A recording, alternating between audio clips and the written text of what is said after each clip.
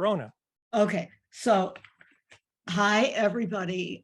It's a great opportunity, obviously. 53 years ago and 2 days, we would have all been cleaning up in the field if we were doing that at Max Yasgur's farm. I'm going to introduce everybody, but I want everybody to know that Chip Monk is here with us as well. I know many of you haven't seen him in quite a few years, and it's a pleasure to include him in this. So he sort of told you who I am, but I'll give my little description first. And then what we're going to do is go around in alphabetical order. So if you know where your last name fits in, and if you don't, I will call your name. So what I'm going to ask you to do is what I'm doing here. I'm going to tell you a little bit about who I am and where I was in 1969 and what my job is. But what Dan would like us to do is have that first introduction be very brief, as opposed to any of the long digressions that each of us I know could do. So in May of 1969, I was 22.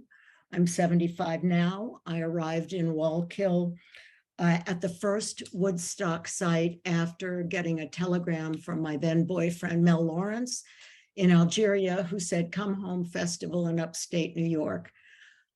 Michael hired me to do local PR. I said I'd work within the community. So I did square dances and the Kiwanis Club and all this business. I think the main thing for the purpose of this is, while my job at the show was, I consider, small compared to some of your other jobs, in the subsequent 50 years, I have become the de facto archivist and historian for Woodstock, having conducted many, many interviews, and hopefully ultimately will be responsible for Michael's archive. And my stand is, and this is something I discussed with Michael many, many times, that the people, the real people, the eyewitnesses and participants in Woodstock get to tell their stories, not the historians who weren't there. And that's incredibly important to me. And while many of us never met while we were doing our jobs, because we were all so busy, every story is a piece of the puzzle about Woodstock. And so that's where I come from, and has been an enormous part of my life for the last 40 years. So with that, Ticia, I will give it to you. So where you were, 69, how old you are now, and what your job was. 24. My job was to get Michael to the various appointments that he had. I failed at that miserably. But as time went on, I realized my real job was to absorb any negativity and shield it from him, and just allow people to come to me and kvetch. So that was basically my job. Kvetch, not 2 syllables. Oh, Get a fast kvetch. And you are how old now? I'm now 77, going to be 78 in September. And you're in Vermont? No, I'm in Maine. In Maine. Coast, Maine. Okay. Okay, Jean.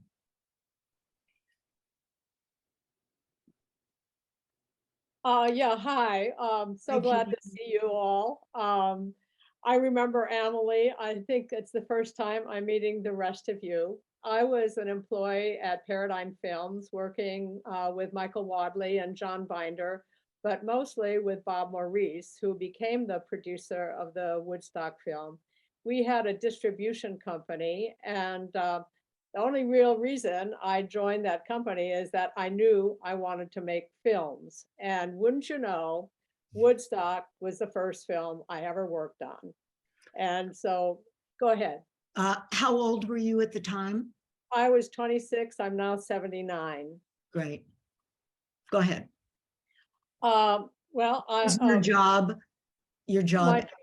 Well, while I was doing distribution, I met a young man at the company named Larry Johnson, and he was the assistant to John and Michael, doing sound and camera, whatever was needed. And because I did want to learn the business, he taught me all about the Claire camera. He taught me how to take sound with the Nagra. taught me all about the different microphones, etc. So when it came time, for a crew to be assembled, I was definitely going to be a part of it. Bob Maurice was not happy with this. He wanted me to stay in New York and run distribution. And I said, forget it, Bob, I'm going. Okay. And actually, my first job with the Woodstock film was getting Eddie Kramer to the set.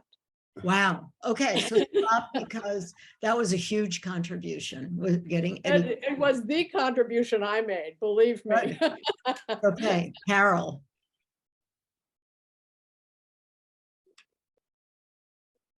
Can't hear. Well, I'm Carol Green. I'm still Carol Green. And at the time I was 22, I was probably stringing beads and things like that, and other various and sundry hippie-esque things, because I was a hippie and still am.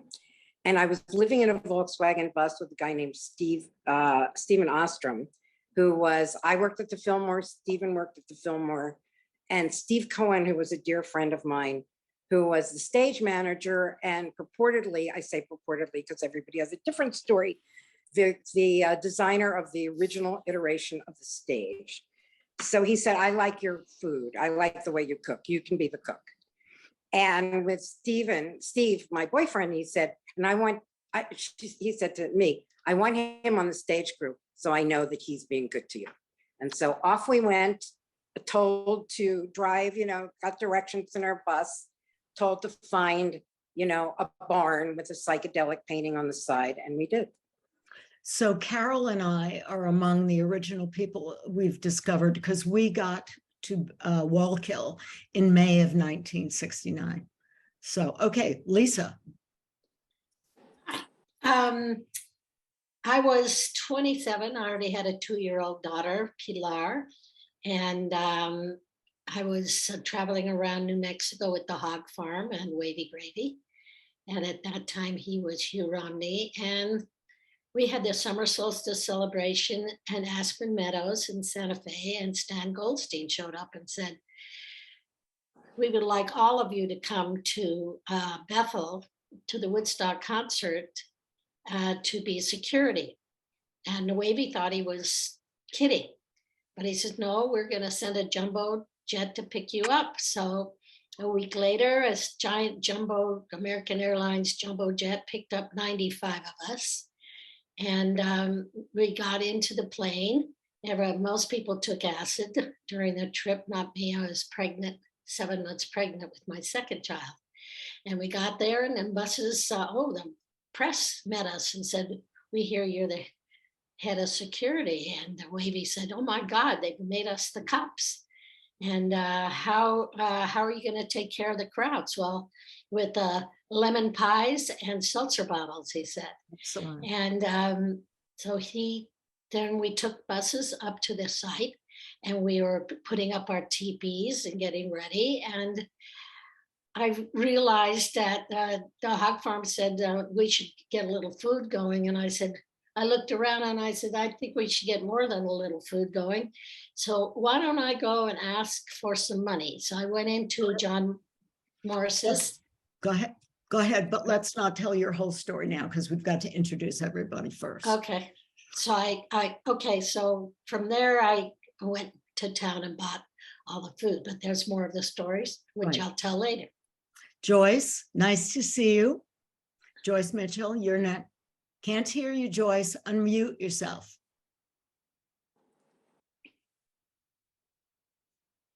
Can't hear you. Tell her to press the space bar. If you have a computer, press the space bar. If you're on your phone, don't press the space bar. Yeah. Dan, She's can you? Hold it down if you're on your computer. She's looking for God to give her an answer. No. She had an assistant there for a minute. Joyce, we still don't hear you. Joyce, we still don't hear you. I can't unmute you. Right. She was on her computer when we did our little test, so just hold down the space bar and start talking. I'm going to ask you to unmute, and maybe the bar will kick in and you'll click it. Oh, gosh. Okay, This is well, too we're gonna bad. move along while she figures that Yep. out. Yep. Yeah, Gail, we can see your video now, but it's still, the audio is still muted. right. Yep. There is somebody there that I think she's talking to, so, Yes. Gail, take it away. Hi, I'm Gail Rogers. In 1969, I was an employee for almost a year already at the Fillmore East. I was one of the early candy counter girls selling Cracker Jacks and orange drink and black and white cookies. And about a week or maybe 2 weeks before Bill came, Bill made an announcement at one of the staff meetings prior to the house opening on for a Friday early show and said, listen, there's these guys that are doing this festival and I think they really need some help. So I volunteered all of you to be security. We'll give you $100 and a motel room that you'll see every night. So if you want to go, we'll put you in a bus and bring you up there. So in the scheme of all of the rest of the participants, I'm a latecomer to the festival itself. Okay, and later on, I want a description of the candy girls because I know Carol was a candy girl too. So, okay, Emily. Rona, can you hear me? Yes, bravo, Okay. Joyce. Okay, Joyce, so tell us what you were doing in 1969, how old you were, the abbreviated version. Okay, I was 38 years old. And I was hired by Michael, introduced by Stan Goldstein, and that was it. And but Joyce, you worked in the city, so just tell them what was happening in your little world there. You mean when I began? No, what your job was in the city in the production Okay. office. Well, my job in the city started out with helping Michael set up the production building and offices. And I was the one who sat outside his office. So you had to get through me to get to him. And I was handling just about everything that could be handled on the phone at that point until we expanded a little bit. Once we got Jim Mitchell, at least I could do other things. But I was preparing budgets all the time so that the people up on 57th Street could keep us funded and moving. Right, good. That was my primary responsibility. Right, so Michael had wanted the production office to be separated from the business office. Okay. Yeah. And just out of honor, Joyce is our senior staff member. She's going to be 91 next month, which I honor and love you, Joyce, for that. Right. Okay, Emily. Okay, I was on staff of the Joshua Light Show at the Fillmore East. And so I was part of the Joshua Light Show and the Fillmore East crew when we went up to Woodstock, thanks to Bill Graham and Josh. As many of you know, the Light Show actually did perform the first night, but that was it. And I was 24 years old then. I'm 77 now. And I was also the unofficial photographer of the Fillmore East, and that is probably my claim to fame, in spite of my career as a filmmaker for many, many years. So I went up there, but none of us knew what this was going to be and what it was going to turn out to be. So I only took 9 rolls of film with me, and I, used them all up by late in the day on Saturday. But the big thing that probably makes my Woodstock pictures of interest is the backstage, because the tech and backstage stuff is always what interested me most. I was a techie girl, and that was in my photographs at Fillmore East or backstage too. So most of my pictures, with the exception of the Jefferson airplane and a little bit of canned heat, from the behind the Swami with the crowd at the beginning, are pictures of the construction. We got the light show, we got there on late in the day on the 13th. And then the 14th, early in the morning, we arrived at the site and started unloading and setting up the light show equipment on the platform. And I started taking pictures of Okay. the Hold that thought. construction. I mean, things were, what one thing I think people need to know is that it was way behind getting constructed. And that's one of the reasons heard why. that. Yeah. Right. So, Okay, so we'll get into depth, but I just want, for the record, for those of you who don't know, we've got Bill Hanley and his wife, Rhoda Rosenberg. You don't have to talk, you just, they're there. And of course, Bill did the sound. Elliot Landy was one of the photographers around, and and that's his wife, Linda. Chris Langhart is generally considered to be the Wizard of Woodstock. He could fix anything. But look at us, Chris. Turn your face, right? And am I missing anybody else? John Chester was on. John, were you on site? Emily would know if he's on site. So there you go. Hi, John. So, you know, for the purposes of this, some of us just spent a week together in Bethel, and we discovered, and I think it's the nature of Woodstock, that some of us literally never met the other people because everybody was so involved in their own world. And of course, I neglected to include Chip, who's here. He's a bonus. So, right, he's a bonus for the first time.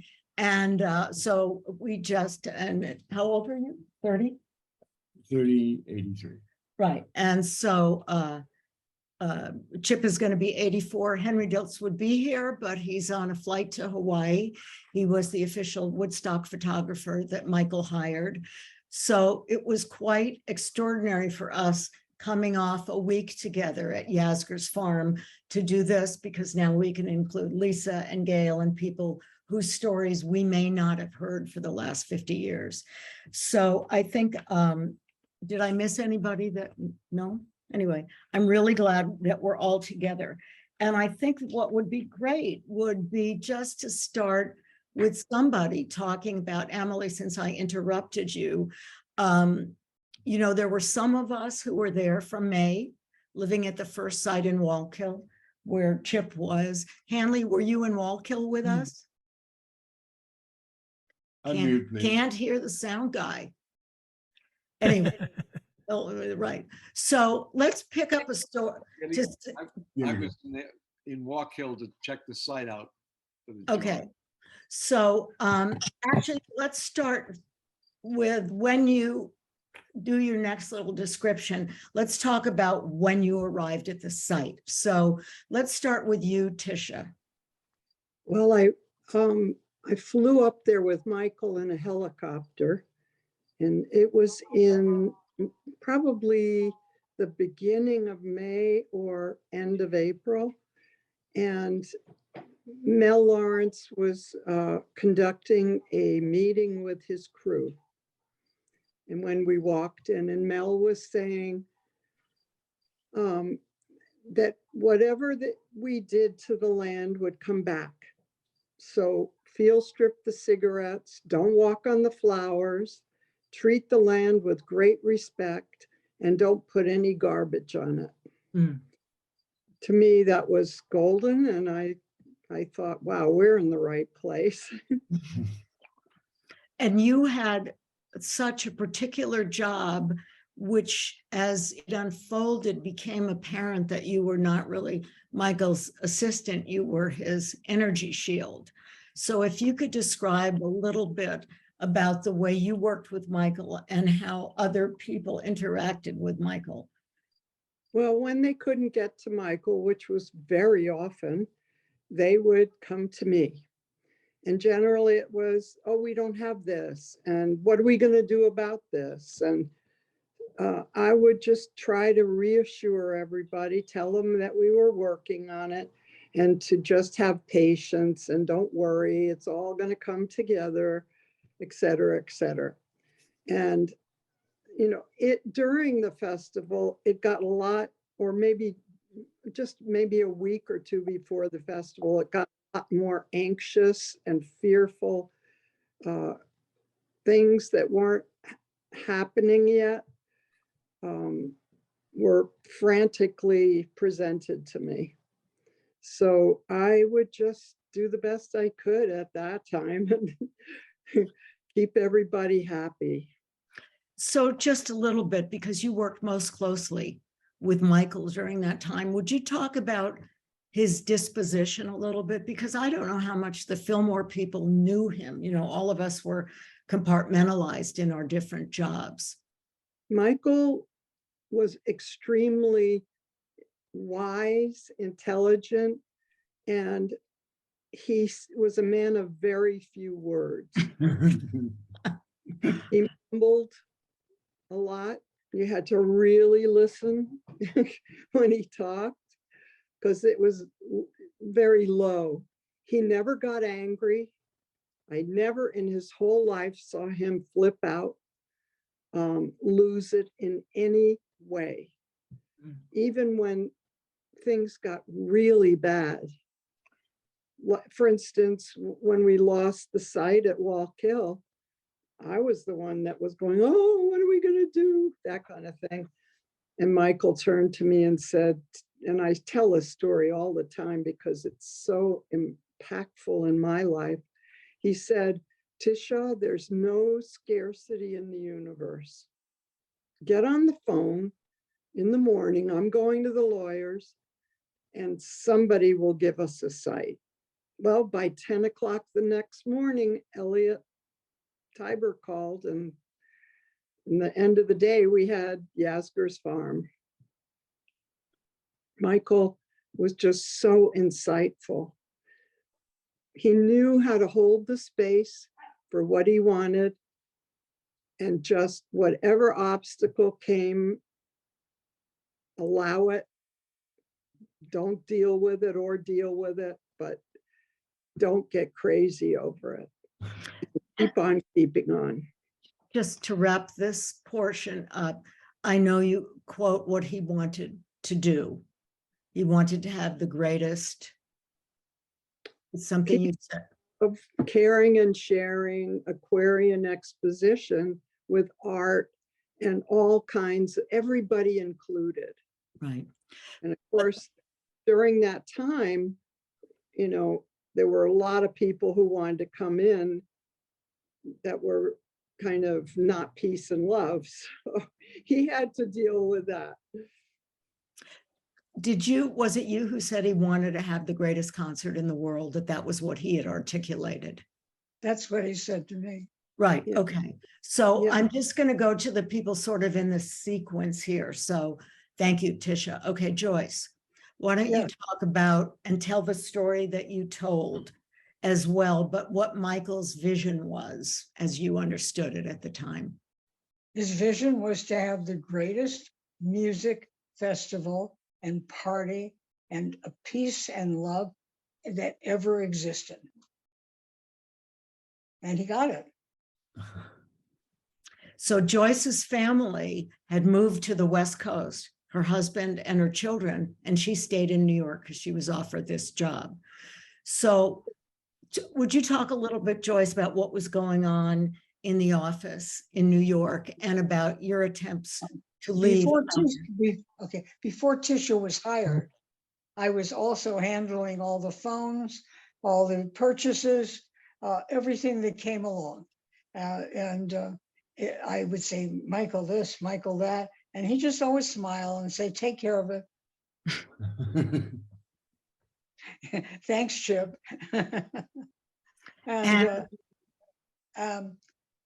So it got very intense. Finally, we hired a lifesaver for me, was Jim Mitchell, who was our purchasing agent, because I had been renting cars. Actually, Alan Douglas provided us very wisely with two photographers, moving picture photographers. One was from England, one was an American guy. Malcolm Hart and Mike Margetts. Malcolm Hart and Mike Margolis.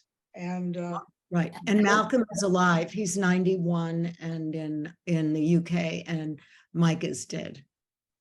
Yes, Mike died a long time ago, but I've been in touch with my Malcolm also, and he is in London. I wish he had been able to come, but he didn't. So, Joyce, would you tell the story? So when Joyce reached a certain boiling point, which everyone on staff did, she went to Michael. And why don't you tell that story? Okay. Well, I really wanted to leave and go be with my family in California. I felt that there was no way I could handle all of the things I was handling. So I told Michael that I was letting him know that he had to replace me. And he said, let's talk about this. And he told everybody that was in the office then, Joyce and I are going in my office. I'm locking the door, and no matter what you hear, do not interfere. I thought, whoa. So we went in, and during our conversation, primarily, he told me that we were like a ship at sea, and that if any of us left, it was a mutiny. And I couldn't do that. I would, would I want to mutinize? No, absolutely not. I'm a sailor. And he just had a wonderful way of working around. And I couldn't do everything anymore because there was a constant stream of people calling for Michael. Where is he? We had an appointment at 3. We had an appointment at 1. We had an appointment at 2. And I couldn't do that. And also the budgets and manage the office. So I managed. And when Ticia came along, it took a big burden off my shoulders because she handled all of that. It allowed me to continue making the budgets to keep the money coming from 57th Street, where John and Joel were, and also Artie, but Artie had nothing to do with the flow of money.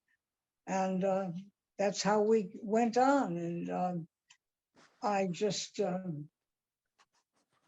it was very difficult to get Michael to say exactly what he wanted done. He expected you to feel it from a very few words, if any. So Joyce, just so people here who came at different points, when did the office in New York on 6th Avenue get set up? I can't remember the date, to tell you the truth. I started working in probably toward the end of February, the beginning of March. Okay, so that's February 69. That's There's about that office time. on 57th Street where the business guys are. There's their office on 6th Avenue where the production team is, where Mel is. Did you end up there? On Very 6th seldom, just. Right, on 6th Avenue. And eventually, Ticia, you were up at the site. So the rest of you at the Fillmore, in our world, you didn't even exist yet. We were just trying to, get this thing going. So we left the first site. Carol, you're next because you were at the first site in Wallkill and at the Red Top Motel where we all lived together. And my recollection was our original crew there was only 13 people. So were you responsible right off the bat for feeding the crew? And if so, how did you do that? And how did you get hired? Okay, I was hired by Steve Cohen, who was a really good friend of mine, who said, I like your cooking. You can cook. You can be the cook. And your boyfriend, Steve, I want to keep an eye on him. So I'm putting him on the stage crew. Right. So because he had designed what I understand was the original iteration of the stage. Right. Anyway, and No. take my dog Godzilla with you. So we put his dog Godzilla, God forbid, but we did it into the van, into our Volkswagen van, and we drove up to this place where the psychedelic painting was on the side of the barn, and looked out into the field, and there was a woman trying to run a tractor named Jean Moore. Anyway, we didn't start out at the Red Top Lodge. We started out at Rosenberg's, which was a bungalow colony where the men would come up on the weekend and eat the borscht with us. And all the guys who were working in the field trying to build roads in the original site got completely covered with poison ivy, and they couldn't even play shuffleboard after the day with their one shuffleboard stick and the basketball rim. Anyway, so we moved over to the Red Top Lodge, and I started cooking. Then I started cooking because I had a 12-burner stove. And the chef who ran the place, who owned the place, who would always add extra salt. I apologize to anybody who got overdosed with salt. And we started off with 13 people eating whatever I concocted with my friend Linda, who only stayed for a little bit because she went off to have her baby. So And we drove, I think it's much overlooked that people think there was a crew that ultimately grew to 400, that Carol and Wynne Drevers, who was at the time the wife of the stage manager, Jay Drevers, how difficult it was to get food. In the first site, which was at Wallkill, there was an enormous amount of hostility toward our crew and a fear that the guys would be taking the girls and raping them asunder. And so would you describe a little bit how you would go food shopping for this expanding crew? well, we just did it. We just, everything that we did with Woodstock, we just did it. Whatever had to be done. So I think what I recollect is getting $700 a day in cash. We'd get up, we'd serve the breakfast, every dry cereal known to mankind. Eventually we made grits for those who insisted upon it, crying, we need grits. And then when I served it, they were like, what's this? It's grits that you request. Carol is from a delicatessen in Philadelphia. Sam's laxative cereal. Yeah. So anyway, we get up, serve the breakfast, make the lunch, drive out to the supermarket, kind of in a caravan with guys who would follow us with rifles on the back of the windows of their pickup trucks, because they didn't really want us there. And we were just two girls, one of them very pregnant. Right. We'd go to the supermarket, we followed all over the place with by the detectives of the stores and the managers of the stores. It was creepy. And one day I finally turned around and I said, look, here's $700 in cash. I use this every single day. We are not here to hurt you. Right. And give us a break. So that was kind of that part.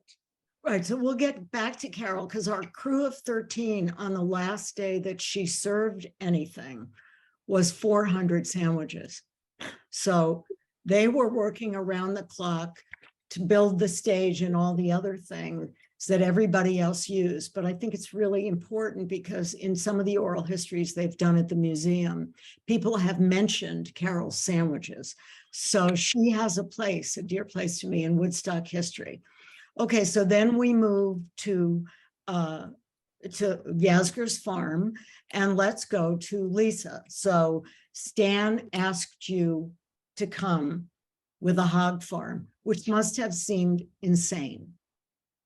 Well, we could see that it was going to be a huge group of people. And because we worked together and we'd all taken LSD and smoked dope, we knew what these people were going to be going through.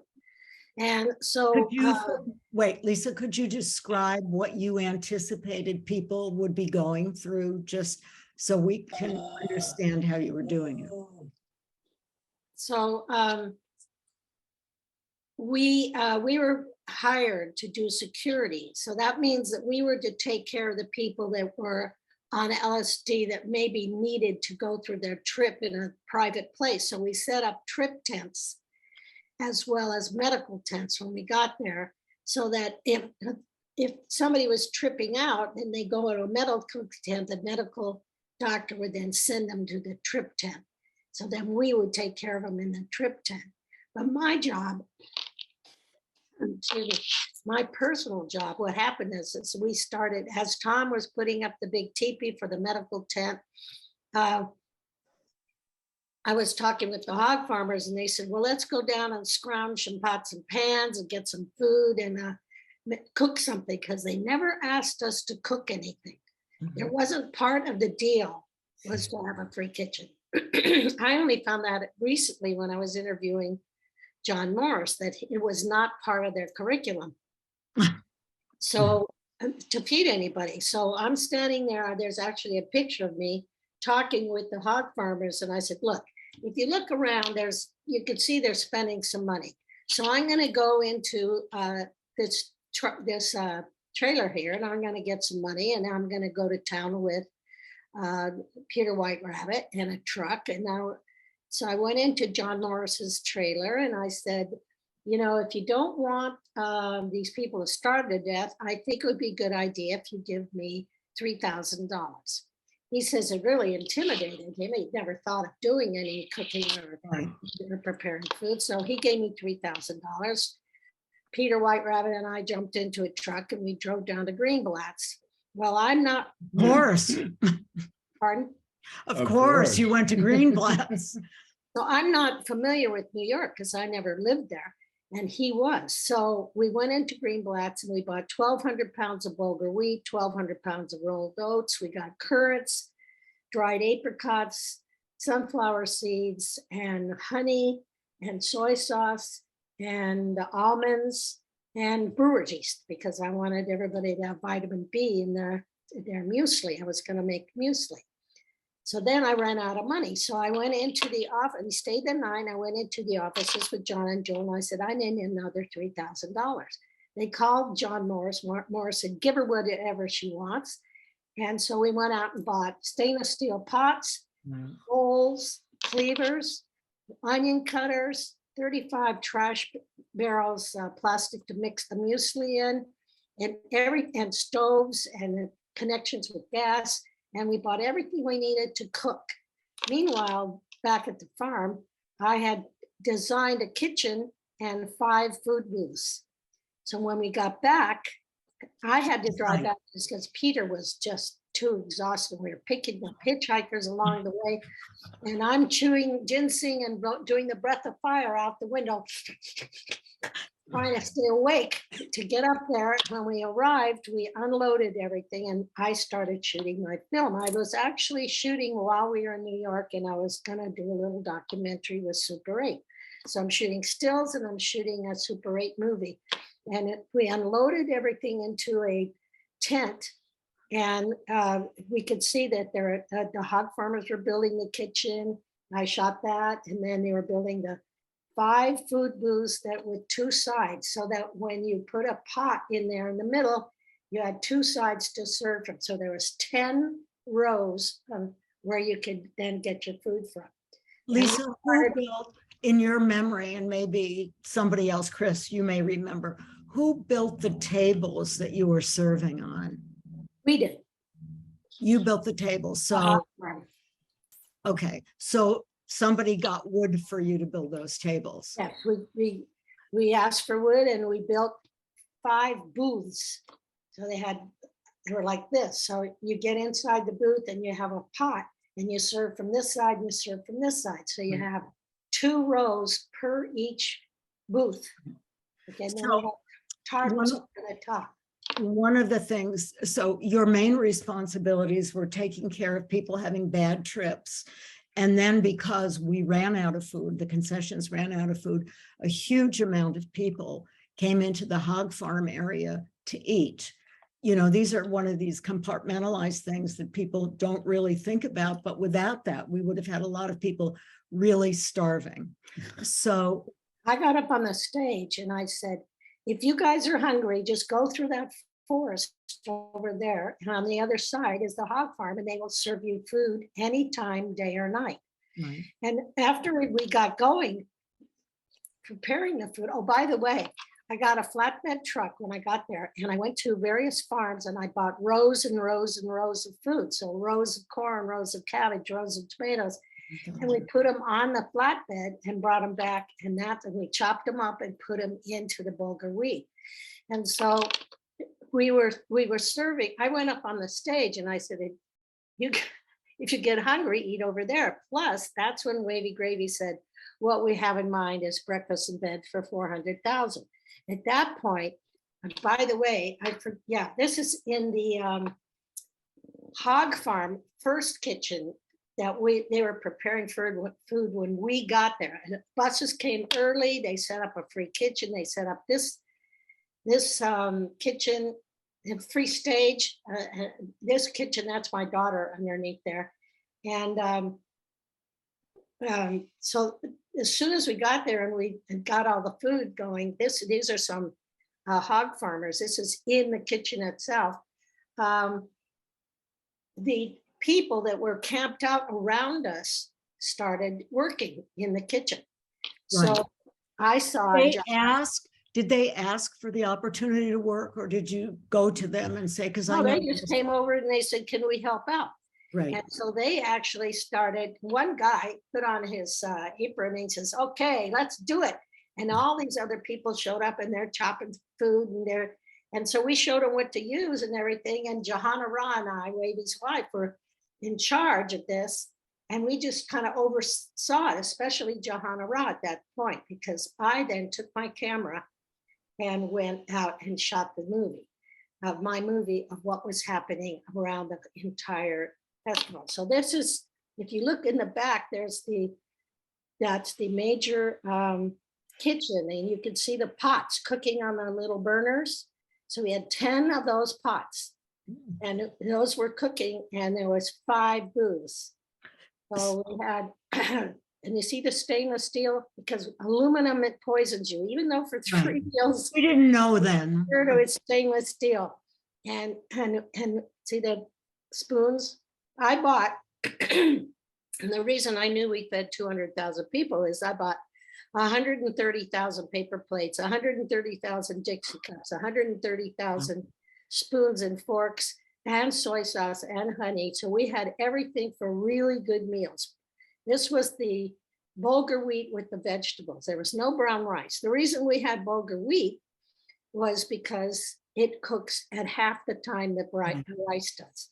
So this guy in front, he's got a salad going because of the stuff I bought at the farm. And all these people are lined up. You can see the line behind there, and they're lined up. And those lines got longer and longer and longer.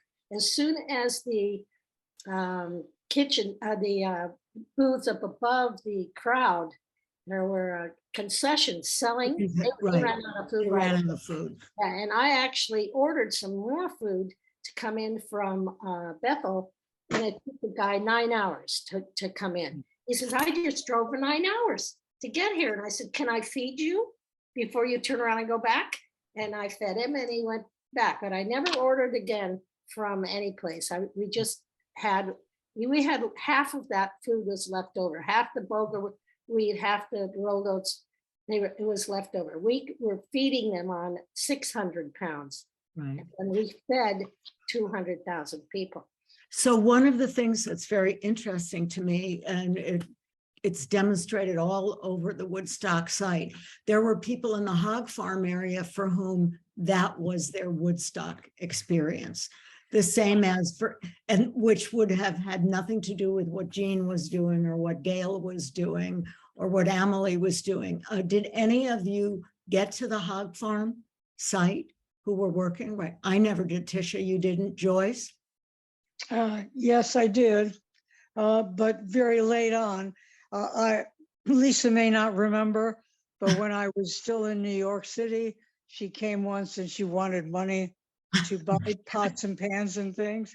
And I said, what's this all about? I didn't want to give her any money, but then she explained it very, very specifically.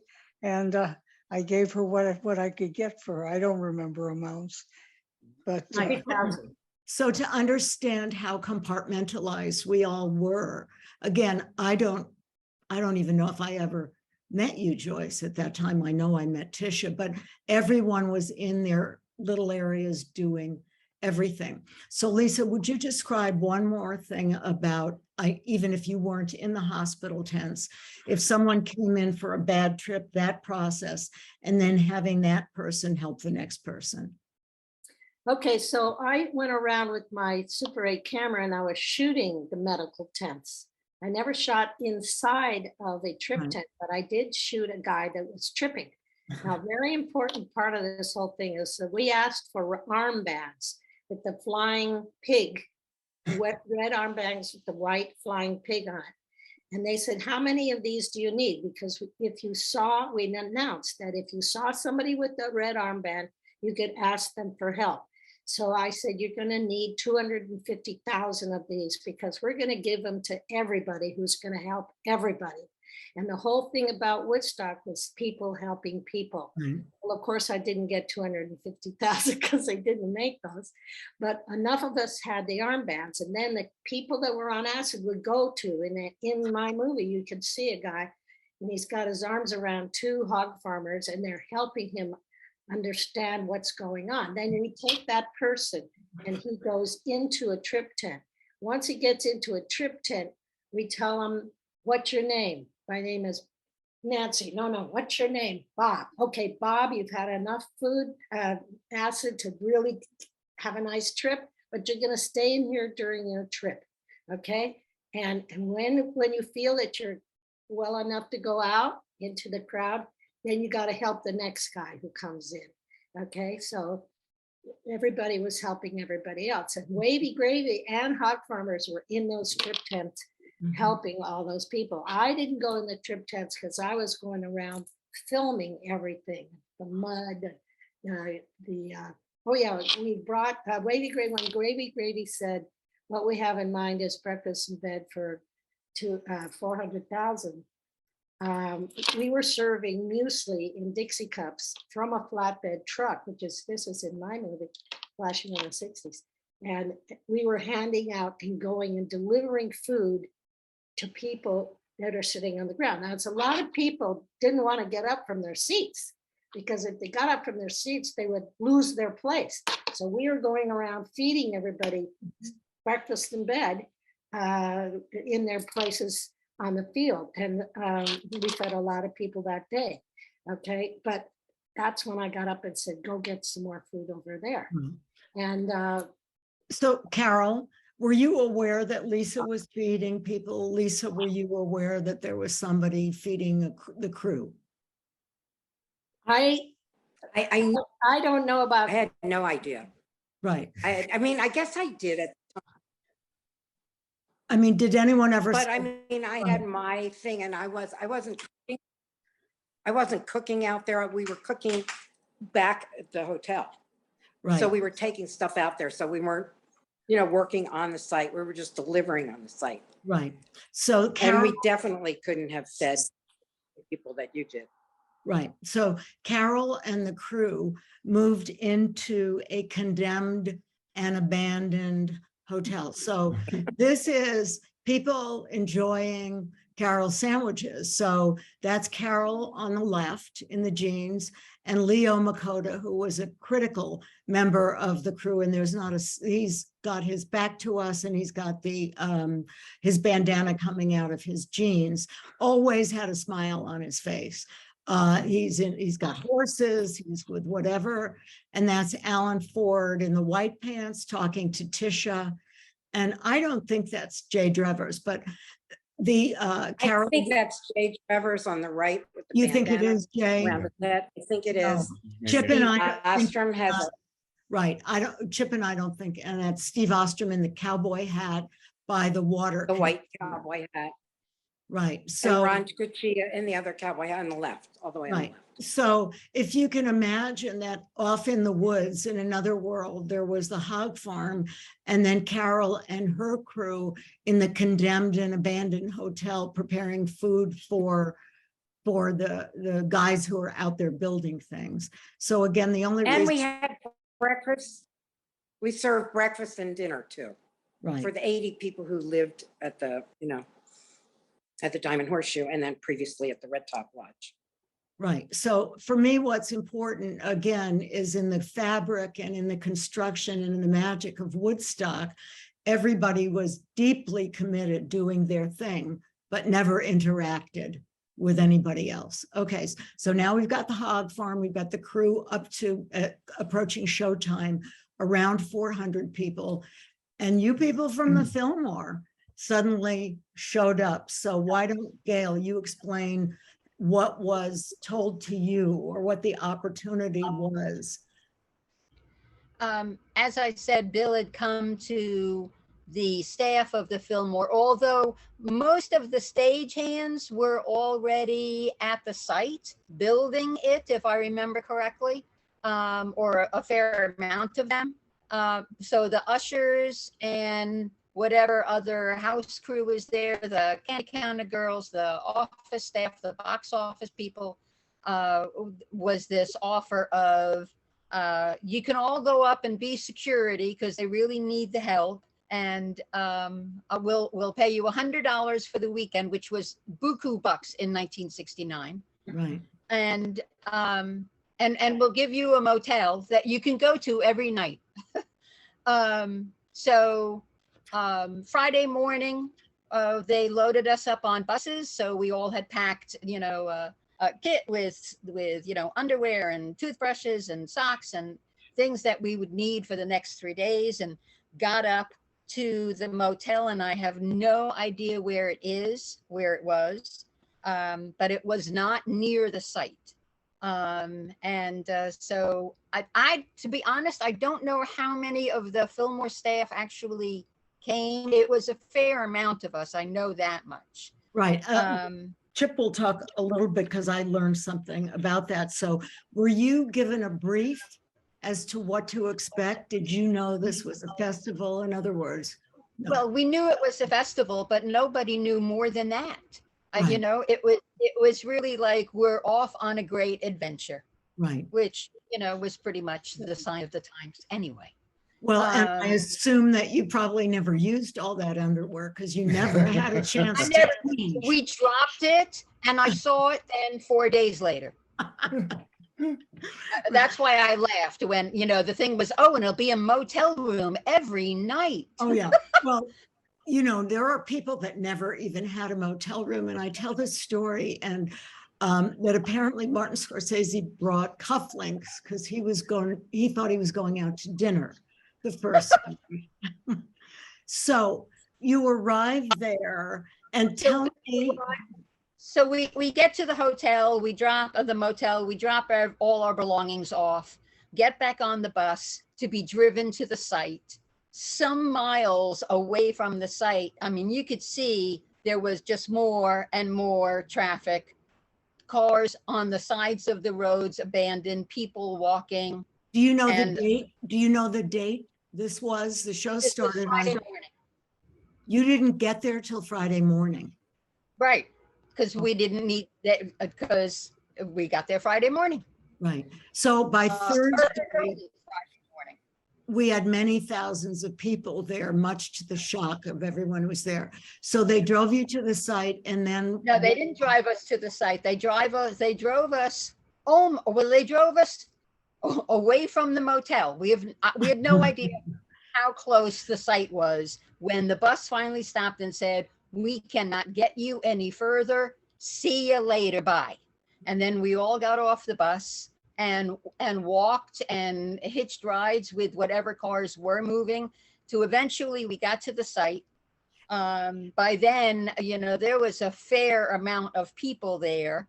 And to be honest, I can no longer remember who gave us directions, but all the Fillmore people were kind of broken into groups, and some were assigned here and some were assigned there. I was assigned to, with several other people, go up to the hill to keep the fences up. Oh, that's ridiculous.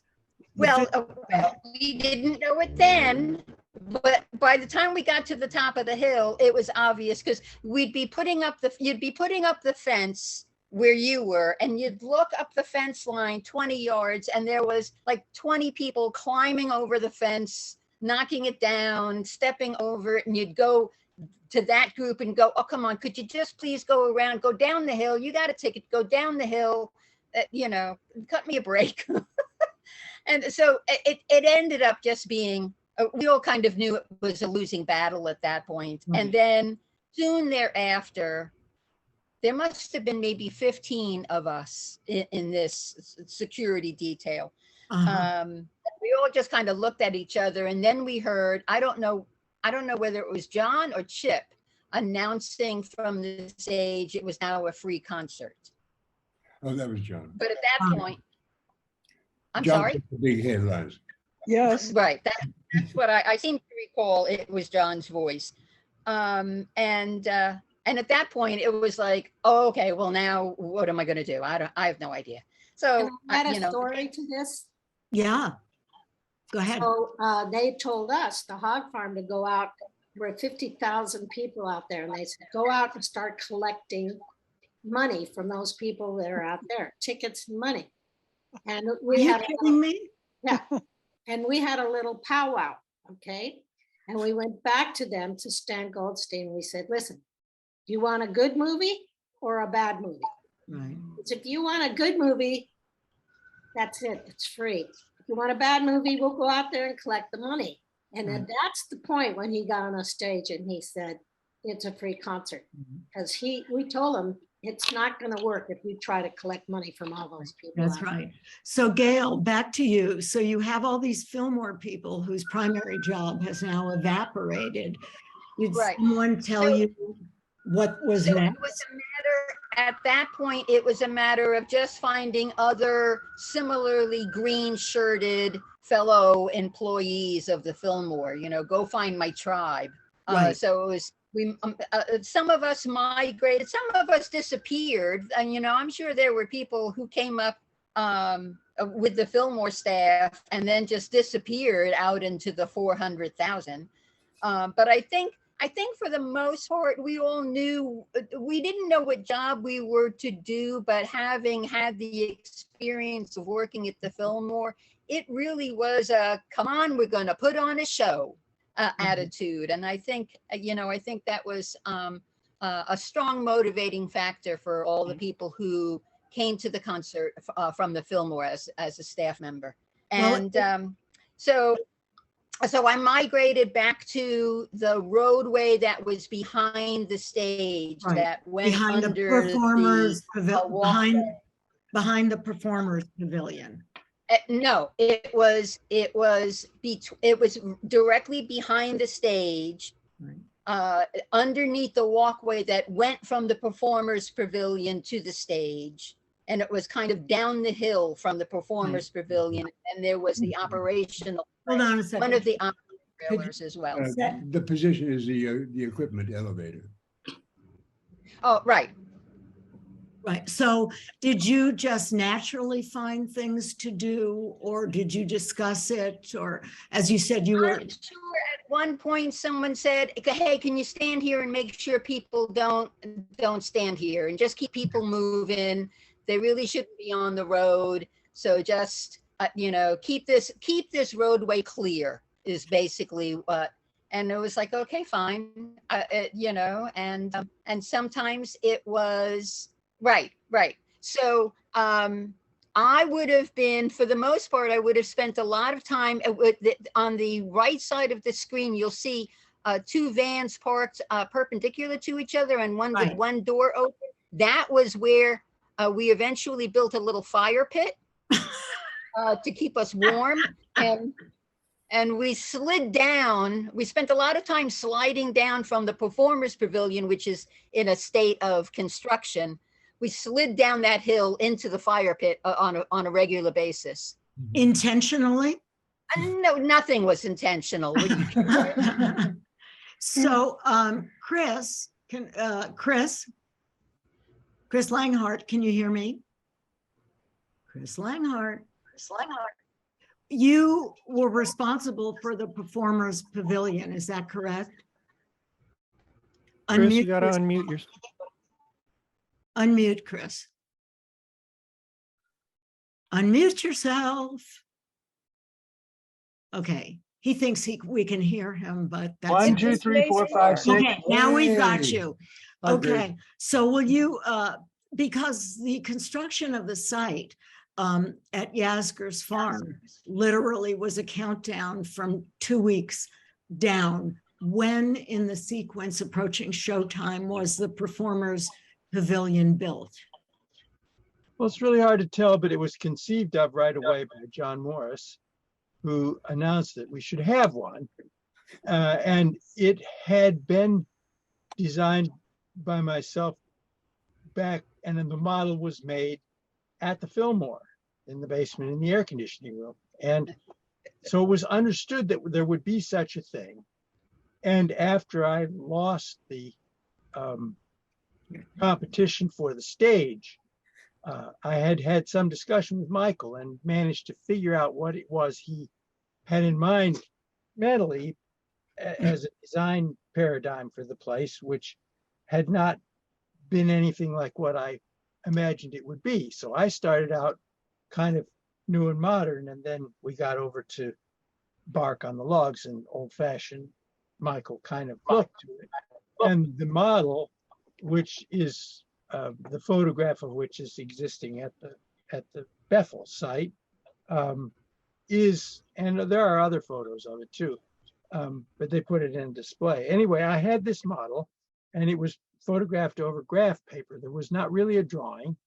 And so when it was to be put into work, then Richard Hartman was involved, and I hired him to make it happen. And meanwhile, they had understood that these phone poles would be required. And so Mitchell had managed to get them all organized, and there was this big pile, and Hartman got a crane somewhere, not one from the stage.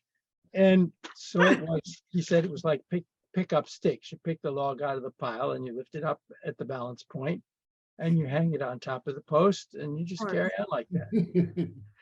So, and then the other thing before you get that far is that there had to be a cooking facility in there, and we had one, but whoever was in charge of setting it up did not have any arrangement for connecting the gas to the stove. We had had an acetylene torch on site for dealing with plumbing and cutting cable. And so Chester magically appeared in this grouping of people who came from the Fillmore. And I said, right, you know how all this stuff works. Go there and take the acetylene torch gauges and make something that will operate LP gas into the stove so the performers have eggs. And David Potbelly was in charge of that, had been hired from the West Village to do the food there. And they did, in fact, get it going. I never saw. That was my first job at Woodstock, was so John, gas plumbing. I know this is the women at Woodstock, but we're back to food again, because there was no food there. So here's the performers pavilion. Gail, is that one of your cars, or is it just another car in the front of this shot? Or were you further away? You must have been further away. I was further, I was down, for the most part, down the hill. Okay, so John, I don't know what your original job was intended to be, but here you are, and we're now in kitchen 3. So how did you get a kitchen going in there? Well, they had all the kitchen equipment.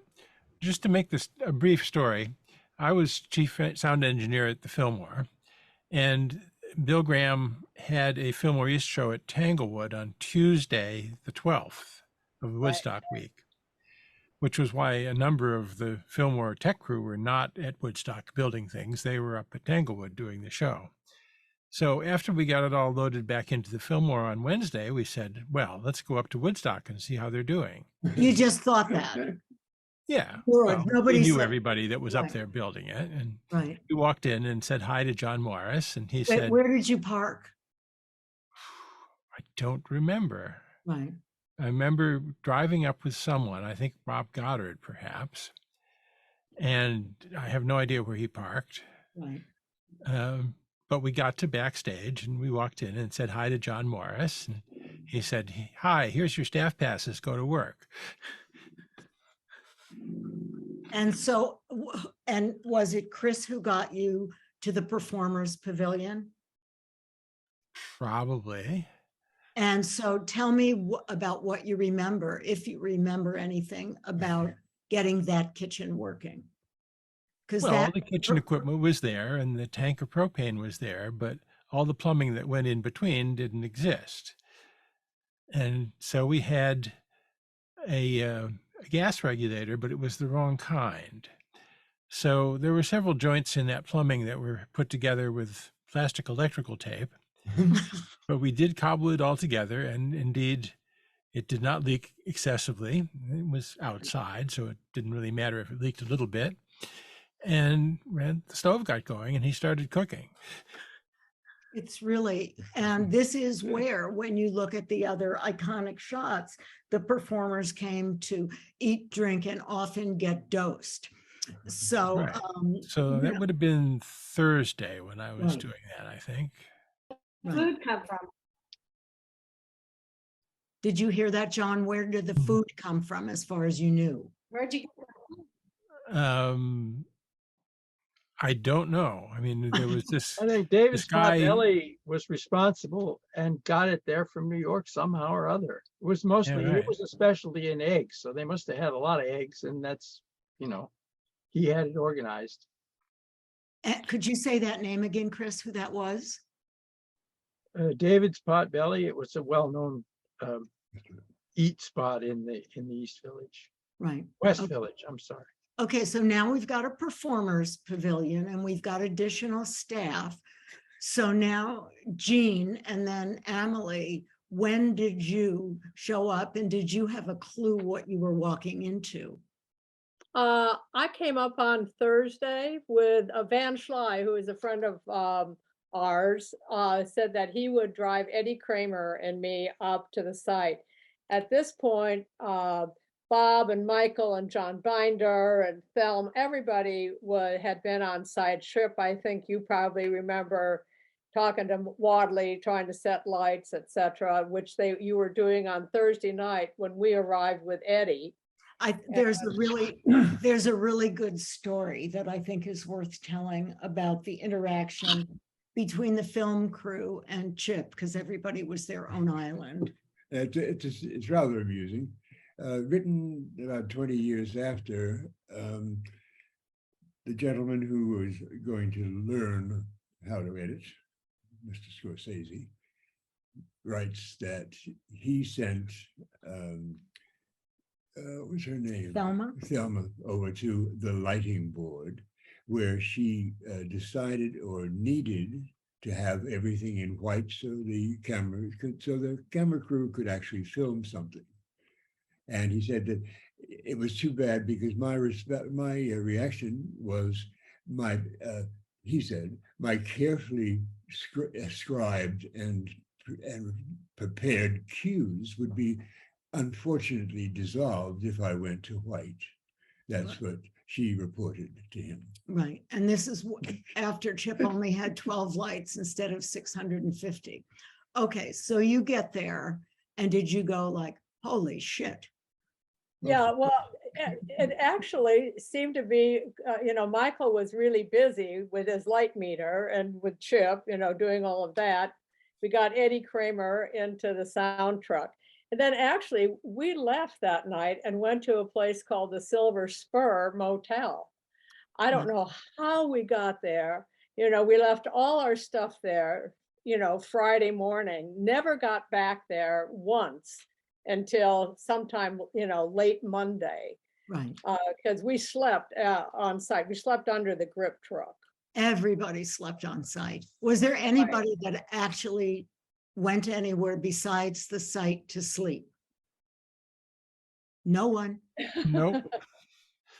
Elliot, we'll get to you after that. Okay, so you're sleeping there. There's people sleeping under the stage. I'm sleeping in an operations trailer. Carol, where did you sleep during the show? Unmute. Carol? When I slept in our Volkswagen bus that was up on a hill on the site. Ticia? Yeah. Where did you sleep? Ticia's gone. Joyce, did you sleep?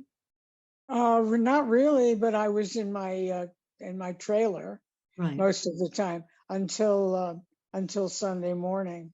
Right. Ticia, where did you sleep if you slept? I don't know. I slept on tables and on the floor and in the office. Well, I put my head down on the table. You guys, please. And walked elsewhere. Right. Emily, you never slept, right? Did you Oh, sleep? no, I had no problem. So Barry Imhoff had a Winnebago camper trailer backstage that slept 6. And Wow. I was one of the people that that slept in that overnight. Did you sleep with anyone? Just kidding. Okay. So Never mind. No, I didn't. Okay. Okay. Okay, so Jean, back to you. So you get there, and what is your brief? What is my what? Your brief? What do you go do when you arrive at the site? Well, I mean, we got there Friday and Michael and John kind of led the meeting with the cameraman. You know, we had 15 camera people.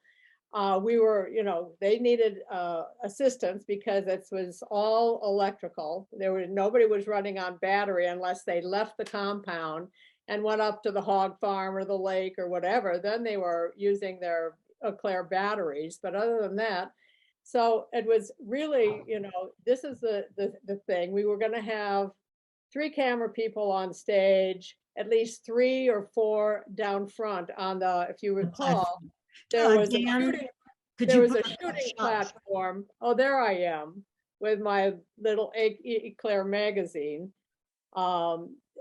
Anyhow, so I'm standing on this shooting platform that was built, what, 3-4 feet below the stage, so we could work there.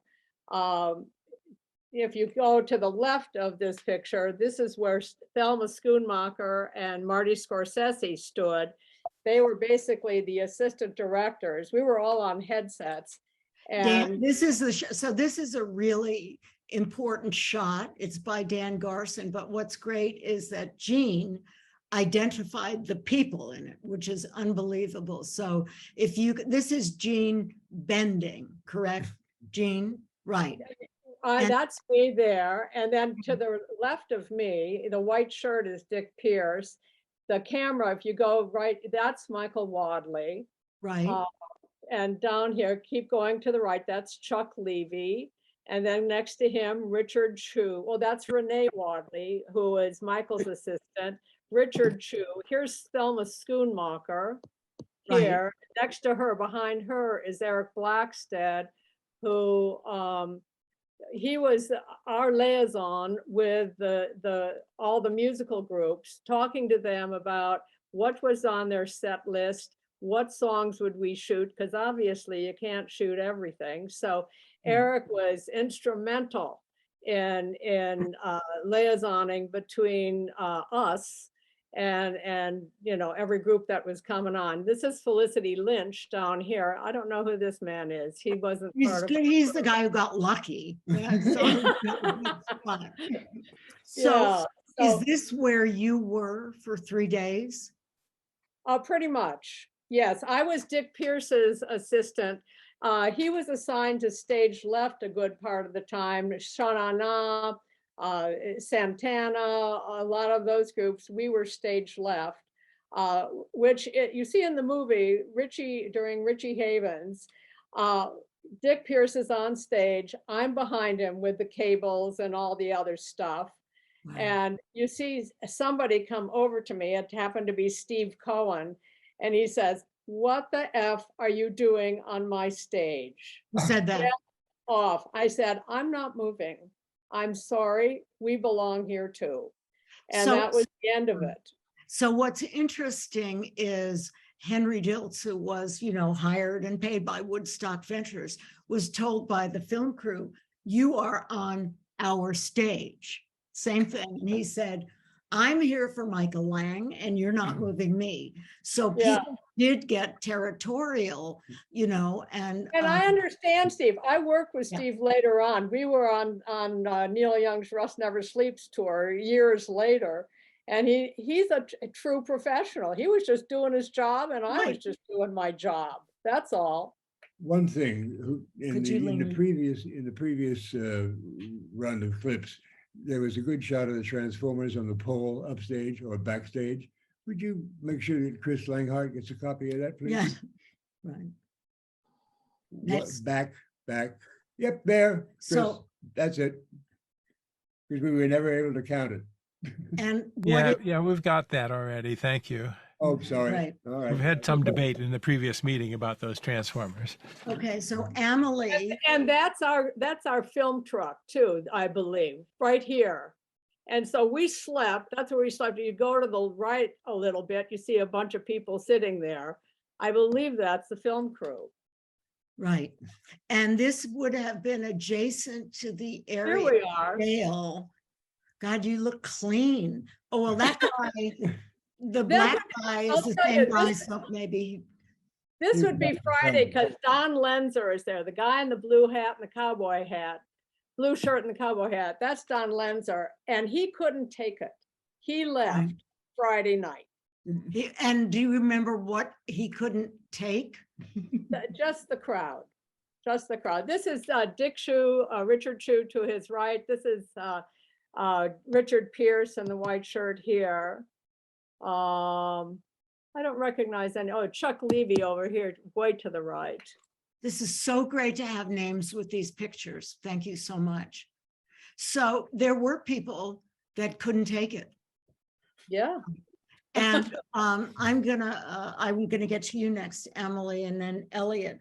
So Chip, would you talk about the Fillmore guys that you brought up who couldn't take it? Because this is a story I didn't know. Well, it was kind of simple. They're used to a 4-hour call as frontlight fellow spot operators, which were certainly desperately needed since we had nothing else. And a 4-hour call turned into a dusk till dawn. So they just left their positions and gave it over to the next group. They left. We were training young operators underneath the stage. The biggest difficulty is trimming the carpins, meaning changing from spent carpins at about 41 minutes to a new set, and then trying to find the best output for your lamp, which has to be done manually. So the professionals abandoned ship the way that Joyce did not, which was a story I had never heard. So Emily. Actually, Rona, just Arthur Barron, who had been a film professor up at Columbia and had been sent up by somebody to say, you know, is it possible to even make a film up there? And he cabled back or called back and said, absolutely not. Just forget it, you know. So anyhow, there we were. Who chose the film stock? What? Who chose the film stock? Wadley. I mean, we were shooting ECO most of the time, and then had to go to EF. And Emily, maybe you had this same problem, is that after the rainstorm, the EF stock was just too thick and the cameras kept jamming. And we knew we were in deep shit. And Dale Bell somehow got somebody to Rochester to fly in a whole new cartload of film Sunday morning. And that saved us. Eastman Otherwise, we would Kodak. have been dead. Right, from Eastman Kodak. Yeah, I think it was seven, wasn't it 7242 color reversal, ectochrome? No, not reversal. But you weren't shooting reversal, 1969? You sure? I was negative. No, Really? Dale Bell's book says it was reversal.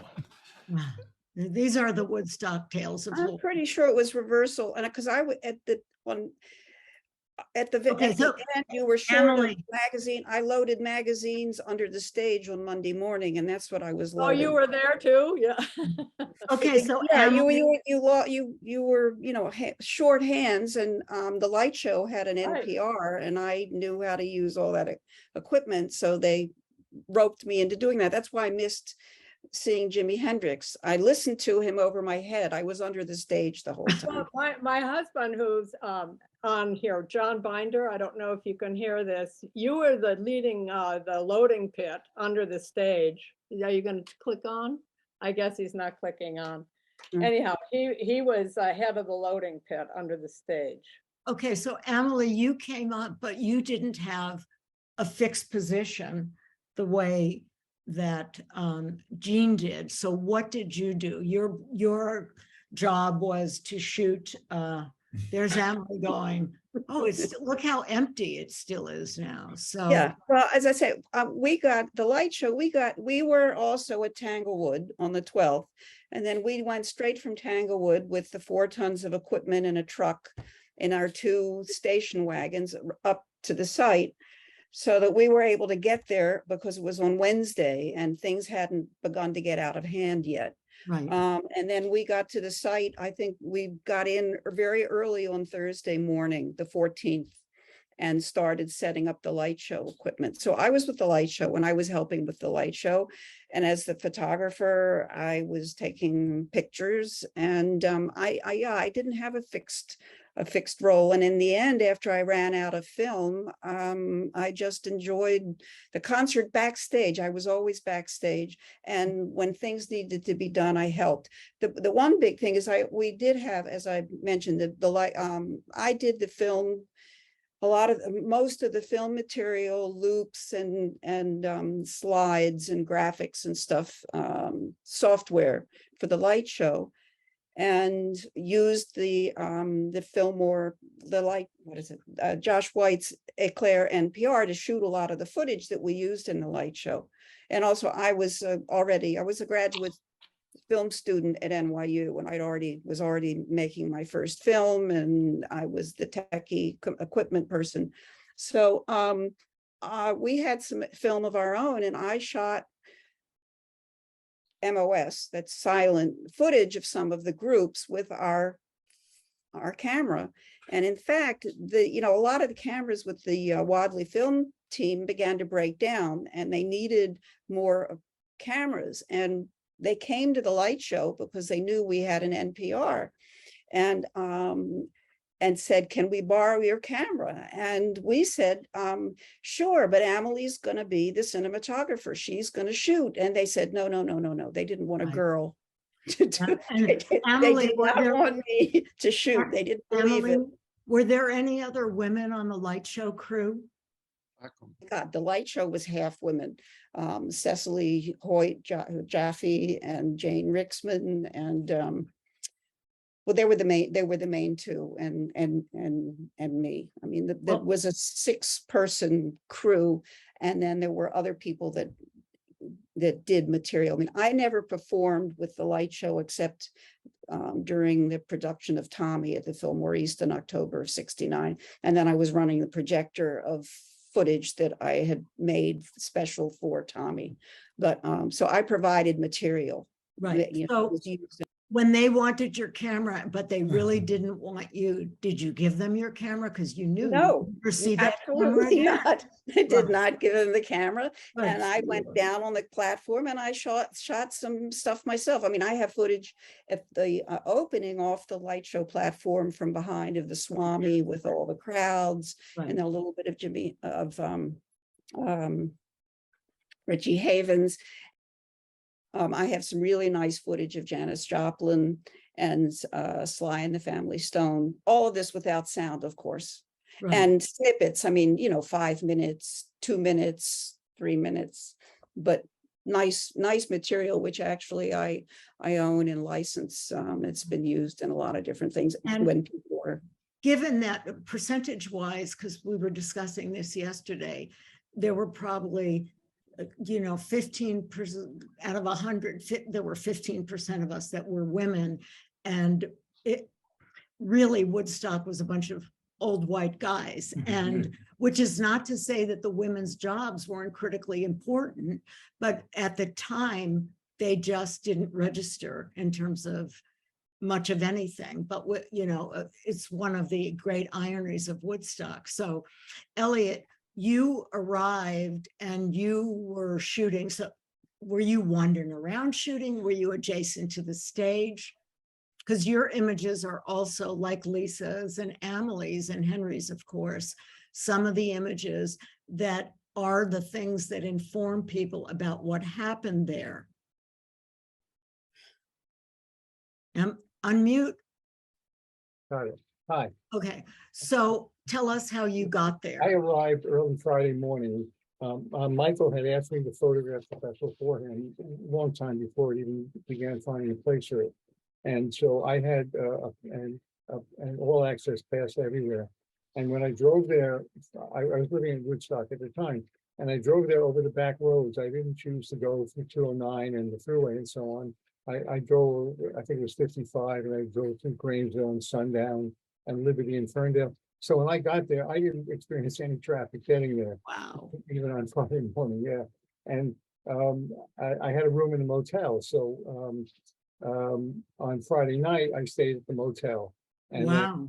and then yes, I went in a Volkswagen station wagon that I owned, and I was planning on sleeping there if I couldn't get through or whatever. But I did stay at the motel Friday night, and then Saturday late, someone from Woodstock, the town of Woodstock, came to the festival I knew, and they said that my girlfriend's store had burnt down, and we were living together. She was more than just a casual girlfriend and so on. And I couldn't get any information about her. I didn't know if she was hurt, didn't know if she was in the hospital. I had no idea. Just that there was a fire. So I went back to Woodstock. I drove back to Woodstock on Saturday night, missing the Who, Sly and the Family Stone, etc. All the stuff on Saturday, Crosby, Stills and Nash, because I was concerned about what had happened personally. So I drove back on Saturday night. I And can't believe you got back too. I mean, I went over the back roads again. It was like with paper maps and everything, you know, the old fashioned way of getting around. Mhm. And then I came back Sunday. And did you take the back roads again? Oh, sure, yes. Yeah. But where did you park? I mean, it was impassable. Well, I had a pass that said, let this person go through anything, anywhere, and anybody who was over the back roads, they weren't so bad. I mean, going through Ferndale and Liberty, and I came up the back way. And so I got through it when, you know, back and forth. I can't say I'm happy I was able to get through because my girlfriend was fine. It's the store that burnt down. And I missed a lot of pictures that I could have taken over there. Because one of the unintended consequences of Woodstock, well, everything was unintended, are the images of Amelie's and Henry's and Elliot's and Lisa and all the people who took these pictures. What kind of camera did you have with you? I mean, if Amelie only had 9 rolls of film, that is barely a dent in the bucket. What were you carrying with you? I had 80 rolls. Is that right? Now, Elliot, you had 5 cameras, because that picture that I took of you, they're all over on the classic picture of Elliot at Woodstock. I took, and he's covered with cameras. I'll try and bring it up after I get through talking this so we can see it. It's really a gorgeous picture, and I'm eternally grateful, Emily, that you took that. Thank you. But you came with 80 rolls. So Yeah, did that number change after you left the site because you knew you'd need more? No, I couldn't get film anywhere. It was the middle of the night. But Right. I don't think I ran out of film, or I'm sure I must have run out of film, but I don't think I was hungry for film when I ran out. I had 40 rolls of color and 40 rolls of black and white, and I left it in the drawer in the Woodstock office because they gave me 2 drawers to put my stuff in. And I came back a bit later, and 4 of them were gone. Oh, no. Well, no, but it could have been all of them, you see. So I feel very lucky that only 4 were taken, and I'm sure they were pretty good news. So what that means is there are still more unseen, undiscovered Woodstock pictures. I don't know what that person's a person. I don't aspire anything negative. They probably thought it was in the main office, you know, the main one of the desks, and someone probably thought it belonged to the owners to the festival.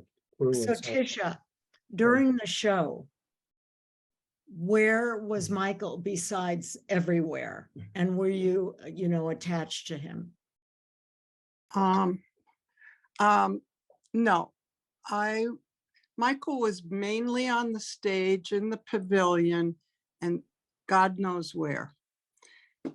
And I was mainly in the office trailer dealing with the negative people on the outside, trying to cool them out.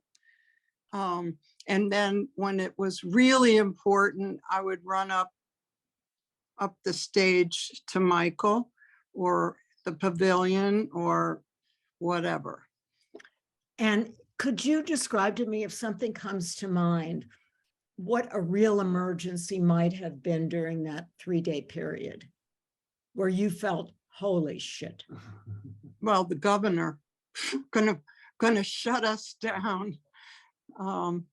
That was scary. And then the Who not, saying they weren't gonna play. Right. So Well, that was scary. Let me to me. divert to Joyce, because here's Joyce, 5 feet tall, sent out on a mission by, were you sent by John? Were you sent by Michael? Go ahead, Joyce. Michael. Okay, so why don't you walk everybody through? Because again, they're feeding people over there. You're stuck on the stage. Hanley's up there. I don't know, Chris is fixing pipes. Chip was stuck with his 12 lights. And they send Joyce, oh, that's great. Oh, wow. And he's smiling. Yeah. And also, you asked me what kind of cameras I had. Anyway, this is the photograph that Emily took, along with 4 other ones that are pretty really nice also. But if you see the one in the middle has no lens, it's got a silver plate. That was a wide lux camera. It was a panoramic camera that had a spring in it. So it went, and as you can see me, but it went from one side to the other. Right. And that's how I got some of the stage. Oh, those big wide angle shots. Okay. So Chip or Chris or Bill, that rope that's tied around that thing that one of you know the name of, what was the job of that piece of rope? Block and tackle. Block and tackle. That's the part that's at the far end of the rope on the lifted up part of this stage. Yeah, the The block. rope is rope, and then the block and tackle is what the rope is going around to lift. All right. So what would that have? Do you remember, Chip or No, Chris? never saw it. Okay, well, okay, it's a mystery thing. Okay, so we're now Oh, back to, Excuse me, while we're talking cameras, a question came up about what film stock the still photographers were using, and did you push develop it? Yeah, well, I always used high-speed Ektachrome for daylight pictures, and high-speed Ektachrome type B for nighttime. And the high-speed Ektachrome type B was a 125 ASA, and I always pushed it 2 stops to 500. I had a very good lab in the city and I didn't see anything wrong with doing that. So, and then color film, I only shot Tri-X, which I exposed at 800 ASA, which is pushing it 1 stop. But again, I had a very good technical micro theme developer that made it look better, standard B76. And I know Lisa? Emily had a different. I view. used Kodachrome and Tri-X. I never use, are you saying that, Lisa? I'm sorry, go ahead. I used Kodachrome Kodachrome. and Tri-X. Yeah. And Emily, what were you shooting? Yeah, I shot only black and white at Woodstock, and it was Tri-X, which I pushed to 800 ASA 1 stop. And I did all my own darkroom work and processing, and I had a special processing with Edwall FG7 diluted 1 to 15 with a 9% sodium bisulfite solution, which not only pushed it the 1 stop, but made it fine grain so that it looks kind of like not panatomic, the pan. Yeah, so that you don't, my pictures don't look like they were shot on Tri-X. They're fine grain and have the tonality range, and that was the secret. Well, I don't know what Henry shot, but it sounded more like what Lisa was shooting with, and he shot slides and stills and everything under the sun, as you all know. So now we have Ticia and Michael are having an emergency because the guy from the Who, what's his name? Peter Townsend. Has demanded money. Well, he got out of whatever his transport was, and he stepped in a pile of mud and was very upset, and then decided that he wanted to be paid prior to the performance, as some do. Right. So Joyce, you've now turned around. So who comes to the rescue? I have to say one thing if I can butt in. Please. He came up to me and he started screaming. And I burst into tears. Only time I ever lost it at Woodstock. And Michael came over to me and said, Ticia, do you think that group is not going to play to this crowd, as he pointed to everybody? And then that was that. I felt better, and then Joyce came in to get the money. Okay, so Joyce, tell them your assignment. I would like, fantastic. if you'll allow me, to go a little bit back on the film story. Please. Not technical, because I'm not a photographer and I'm not a film producer. But I was with Michael. This was before he was spending all his time at the site. And we were talking about something. And for the first time, I looked at and read a contract with one of the groups. And I said, gee, Michael, there are no releases in here. No release for radio, no release for television, no release for anything. I said, how could you do that? And he said, he looked at me sort of puzzled, and he said, we need that. And I said, yeah. He said, go get them. Well, obviously it was a bit late to go get them. I really did try with a couple of the groups. I realized we had to give them more money, and I couldn't get more money because there wasn't any. And that was the point at which I went to visit John Roberts up at 57th Street. I got down on my knees on the carpet. Joel was in the room also. And I said, the only way this is going to be saved financially is if you put another 100,000 in, because we knew we needed that for the film, for the photographers, for everything you've been listening to. And I want to add as a side that watching this and listening to everyone, because I was not there, I was mostly in the office, is like a Rashomon experience. Yeah. Totally.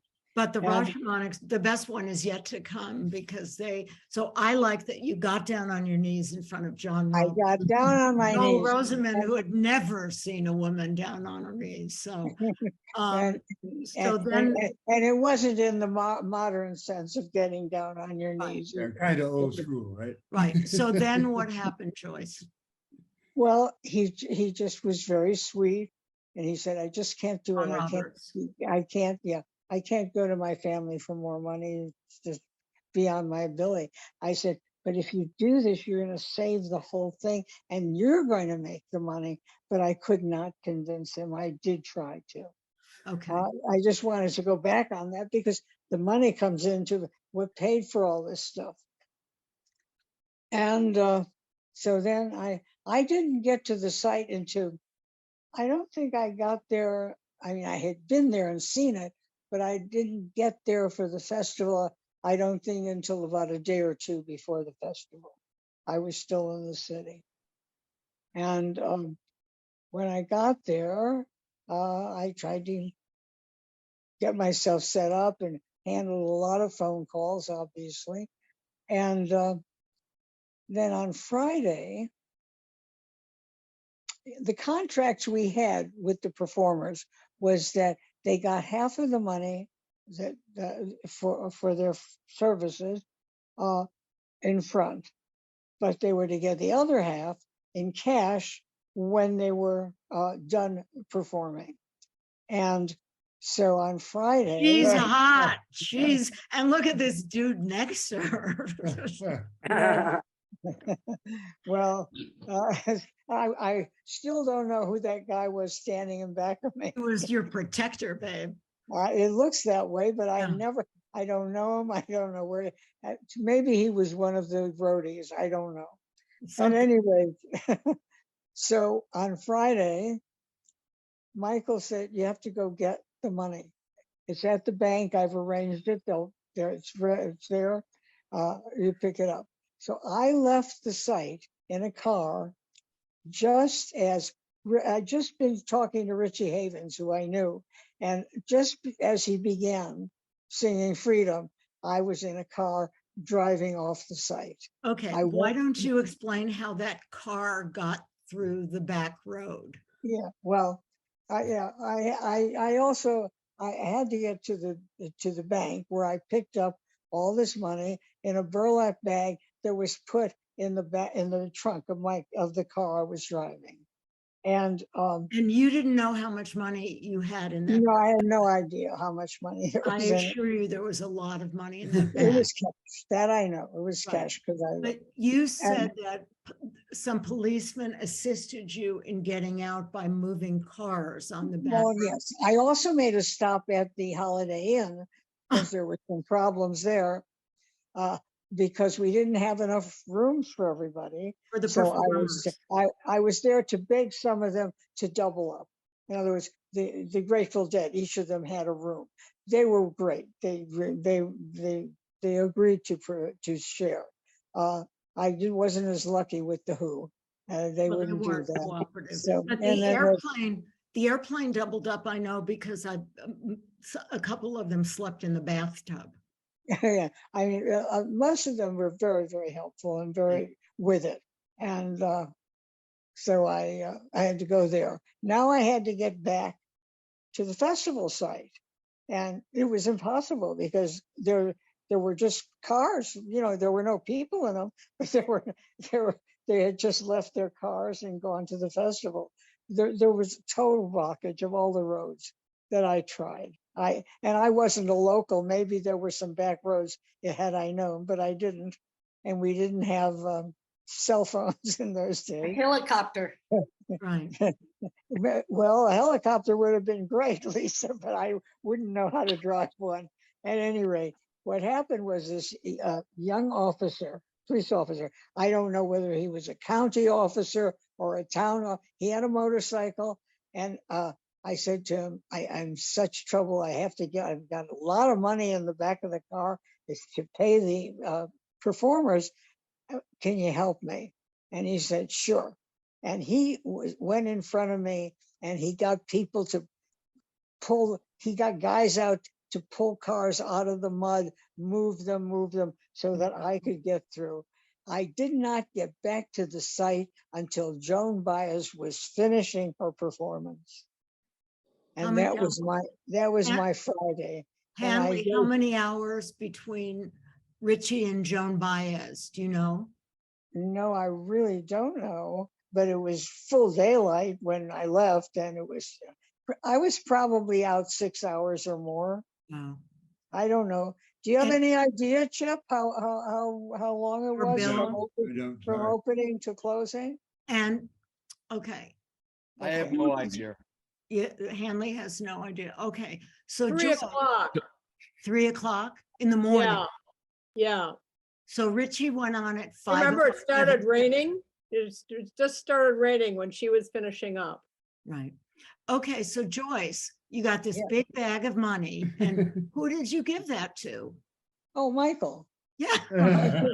but what's his name? The manager from the Who was standing there to try to get some. And I said, hey, you don't get any. You haven't done your performance yet. Right. So he was not an easy guy to talk to. Well, it's funny in the history of interviews and documentaries and films about Woodstock, the one band that never wants to participate, the one person, is Pete Townsend. And from my point of view, they were a great booking, but they weren't the peace love people. So, Ticia, were you relieved when Joyce came back with the money? Ticia? I'm trying to remember what it was their manager that was there. Did you know Joyce came back with the money?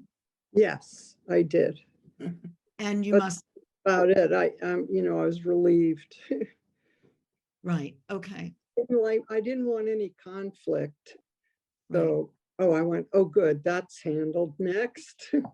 And was there any other giant blips in your space with Michael where it looked like things were going to turn to shit? No, really, the worst was the mayor. I mean, the Rockefeller. That was the worst. So why don't you talk about that, and I'll talk about it. He said he was going to close us down with the army or the troops. Right. And we said, but it's all peace and love. And he said, well, and finally, Michael or I don't remember who, we got on the phone and said to him, if you do it, it's on you. Right. Because it won't be peaceful if you bring the troops in. So one of the sort of unknown or untold stories in this, oh, look at Ticia, before her nervous breakdown, right? That was early, she's still smiling. So the reporter from the New York Times is a guy named Bernard Collier, Barney, and he happened to be up in the Catskills, and he talked to his desk editor, a journalist named Scotty Reston, who became very, very famous. And Scotty asked Barney Collier to go to Woodstock and cover the story. And Barney said, take care of my wife and my children, I'll go to the site. So he parked himself in Michael's trailer. And one of the stories that he told me, and it was really remarkable, was he was on the phone with Scotty Reston filing a story. And Scotty Reston had the governor's office on the other line, who was about to shut it down and send in the National Guard because it was supposed to be a disaster area. And Barney Collier said, there's no disaster here. It's peaceful. Everything is completely mellow. There's nothing going on. They shouldn't shut it down. And he said he heard Scotty Reston talking to the governor's office. And Scotty Reston said, if my guy, Barney Collier, says there's no disaster there, there is no disaster there. So I have to interrupt you on that. Please. I had a New York Times reporter in my trailer, and I was courteous enough to let him make his phone call, and he was telling the New York Times that it was a disaster zone. Well, it wasn't Barney, because Barney later said to me that he thought that the mellowness of the festival and how it was working was because of Michael's attitude. Well, bless him. Right. And that he ended up sleeping on the stage, which was fantastic. So let me just say, I know, Lisa, you want to talk. I just want, when Joyce got there, she told this story, and, you know, Joyce was kind of our, she had children, she had a life, and she's in the trailer, and this guy shows up in her trailer with the hat. So would you share that story? And then Lisa, you'll be next. So well, we were just, my trailer was used a lot to phone a lot of people. So there were people in and out. And at one point, it must have been Saturday, this young man walked in. I remember how slender he was. He must have had the smallest bones. He was dead nude, except he had a black tie, bow tie around his neck, and he had a high silk hat on, black. And he never said anything. He smiled all the time, smiled. He must have been in like so high. And he sat down in a chair, an empty chair, and he just sat there smiling. I don't remember how long, maybe a half an hour, maybe an hour. And then he just got up and left. And people were coming in and out, and they're all like doing double takes looking at him. And I just went, he never uttered a sound. Right. Lisa? And I really was curious to know his name. Yeah. Never done it. Lisa, you had. Yeah. Michael had hired that's Tom Law and me and Wavy Gravy, and that's a Jim Morrison shot. No, you mean Jim Marshall. Jim Marshall shot up on the stage. And I'm 7 months pregnant, and I've got my Super 8 camera, my Nikon, and that's when I think I announced that it was there was food over at the hog farm. But Michael had asked for some police. They were off work police, right, to come as the police corps. Police force. Police corps, yeah, police force. Anyway, they came and they had cots out by their trailer, and I have pictures of them sleeping most of the time because they didn't have anything to do. There was no fighting, there was no stabbing, there was no raping. And Thank goodness. And- Oh, boy. Yeah, and so this police force didn't have to do anything. Right. And we were taking care of everybody at that point. Ticia, hold on, Lisa. Ticia, would you talk about the interview process that Michael put the off-duty police? Michael was looking for off-duty policemen who were real policemen, but they had to go through certain tests. And I think you know all about that. Yes. Yeah. Okay. So, Why don't you explain how candidates were interviewed? end of April. Anyway, around the end of April. I can't see Ticia. No, can you hear us, Ticia? Ticia has disappeared. So I'm going to start to tell the story. Hold on a second. Here's Ticia. And I want you all to look at Michael's belt buckle because it's quite an event. And of course, he is wearing his famous vest and he has a shirt under it, which is unusual because many, many, many, many, many pictures of Michael have the vest without the shirt. And Chip can describe Michael's, what that face means. Because Michael had many faces. I'm waiting. You're waiting. Okay. So do we have Ticia back or not? Okay. Ticia. Okay. So I'm It going to. doesn't look like it. Okay. So here was the story. Michael knew the hog farm was in, but I think either because of insurance or whatever, they still had to interview regular police. So they started interviewing policemen from the tri-state area. And West did that. Wes did that. Yeah, he interviewed New York City police officers and made sure that they would not be astounded if somebody had a joint in their mouth and so on and so forth. In other words, he made it very clear that they were not to act as police officers in New York City, but Right, they and were to. They had to answer the following question.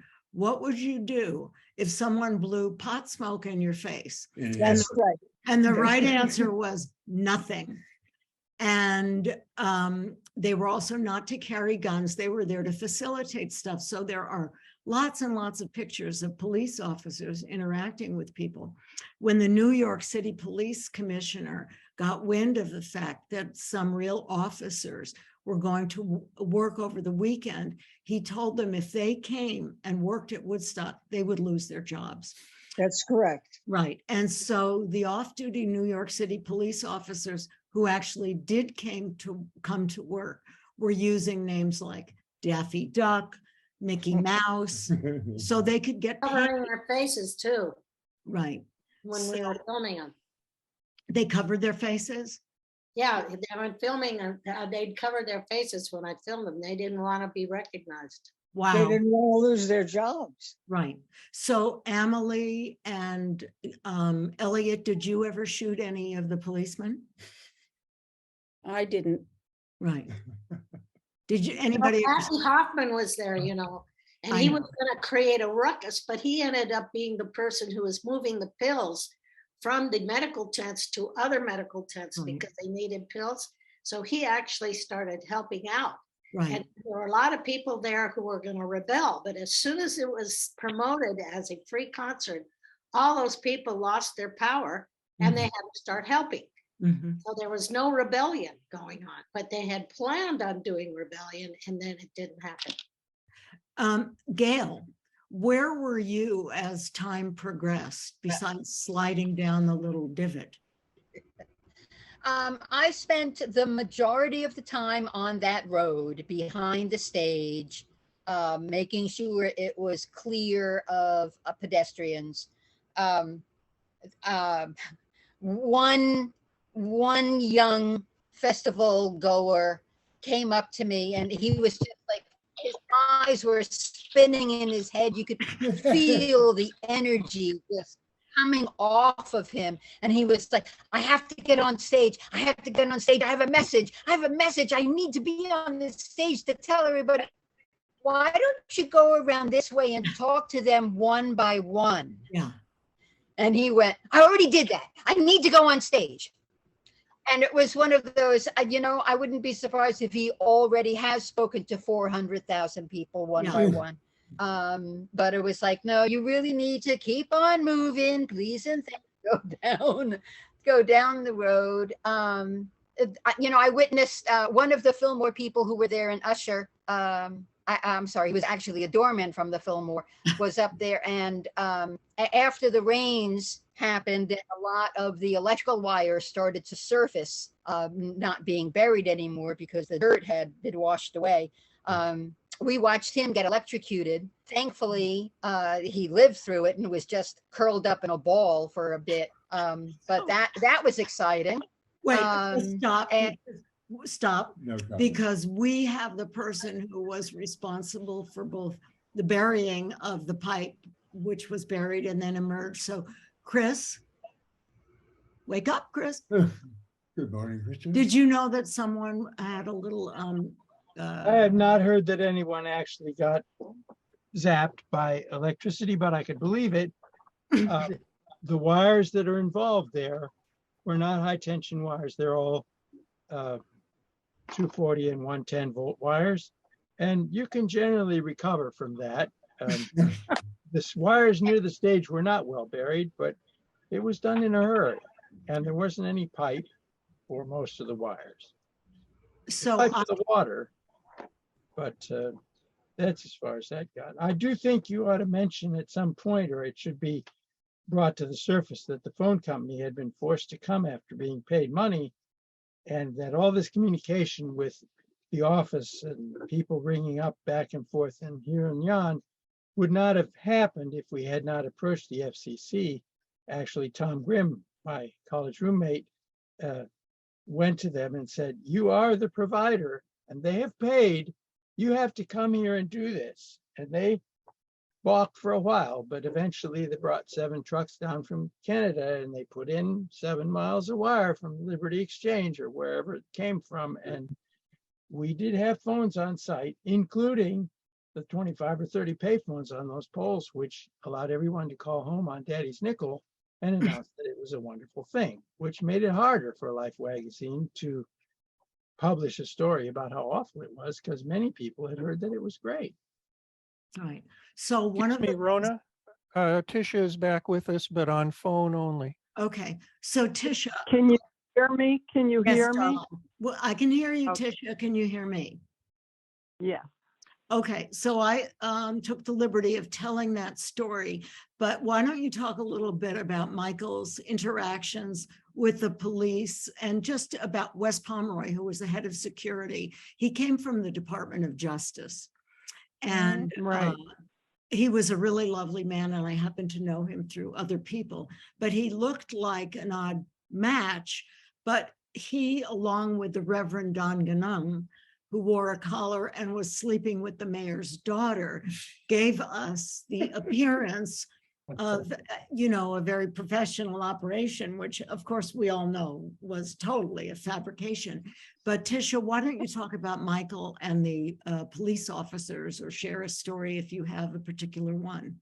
Well, the first police officer, the day I was hired in end of April, came in and said he was going to use dogs and hoses to control the kids. So that was the end of him. The next day, I went and picked Wes Pomeroy up at the airport, and that's how I got the job. Michael said, if you can do that, you got the job. So I got it. And just coming in, we talked, and he asked me questions about the whole thing, and I just told him what we were doing. And he was right up our alley, because he suggested we have peace and love on the police t-shirts. And he just was like he was like a grandpa in a way. He was. To me. And a kind and intelligent human being. Right. Who understood the mission. Right. Right. So He had Chris, worked for President Johnson. Yeah. Yeah. Yeah. So He was Chris- in the Safe Streets Act. So I want to ask Chris and then Bill, because Bill, we haven't ignored you. We've saved the best till now. So I found out last week that when Chris arrived, Mel, who was running the operations for the facility, discovered 4 empty water tanks, and there was no water throughout the site. So Chris is the guy who put water at the Woodstock site. So Chris, would you give us just a brief description of the pipe on the field and then the different water stations and how it was determined that those would be the water stations? Well, you have to, this was the finishing of this. Mel started with this, with the 4 tanks, which I guess were brought from Wallkill, 10,000 gallon. They sat on the top of the hill next to his trailer. And when I came, I could see the tanks, but there was no plan and there was no discussion with Mel about how water would be distributed to where the people were. So we inaugurated a well drilling assault, and I think we had eventually 6 or 7 wells. They brought in were well done by local diggers. local people who picked the places where they would be based on their knowledge of the local terrain. And I had a map maker, Tom Jablonka, who was in my trailer, and his job was to keep track of where everything was on the site as it built up. And so when Food for Love arrived, then he put it on the map. And when the hog farm arrived, he put it on the map.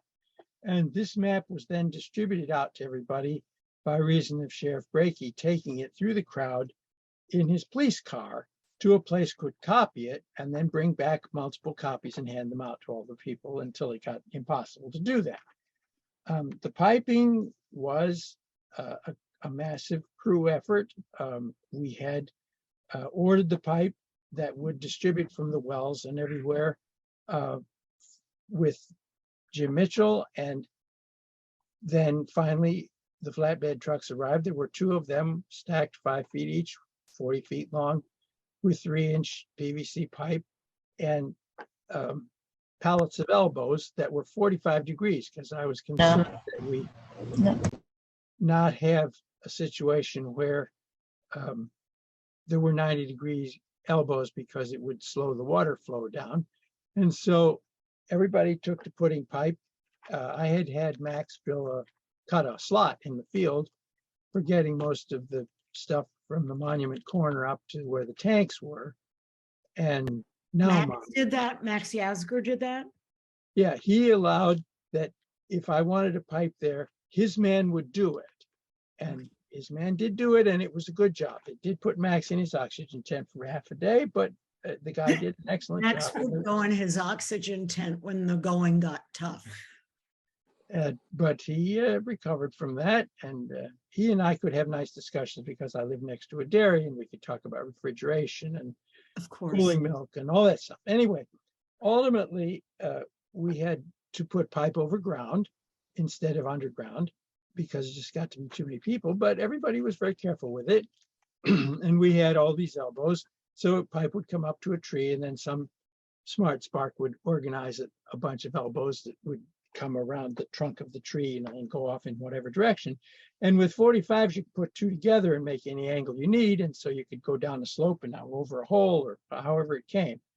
And then when we got to the ends, we converted to PVC pipe, this smaller ABS black pipe, and we fed the water fountains from that. Okay. They were all like Hold on one- spring faucets that were used in gas stations. So hold on one second, Chris. For those of you who can't follow him, and that's most of us, Chris and his crew put both through the camping area and throughout Woodstock, and in all of your photos, you'd see a pot, I don't know what it's called, a thing with 2 spigots. And he did that all over the site, delivering water everywhere. Usually more than six spigots, depending on how big the things were. There's He had a truck. Right. He had a So truck with water and a truck with milk. See, that's a milk. Right. truck. That's the milk over truck, hog Chris. farm. So just to really understand the difference in people's jobs and responsibilities, Chris was working in a world that was completely removed from feeding or shooting or security or any of that, and speaking a language that none of us spoke, and bringing in well drillers and measuring the kinds of pipes.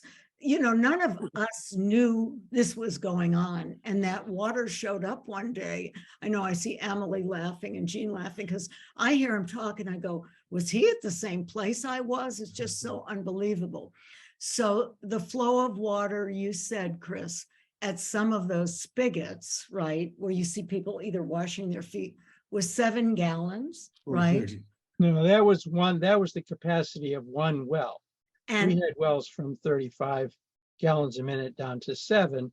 But the thing that really regulated the whole water situation was that the health department suggested that we have a chlorine tank to purify the water. And I announced that we weren't having any chlorine tank on site because people don't know one tank from another and they might sniff it. So we arrived at having Philizone tablets like Boy Scouts use, and you put 2 in every 20-foot pipe.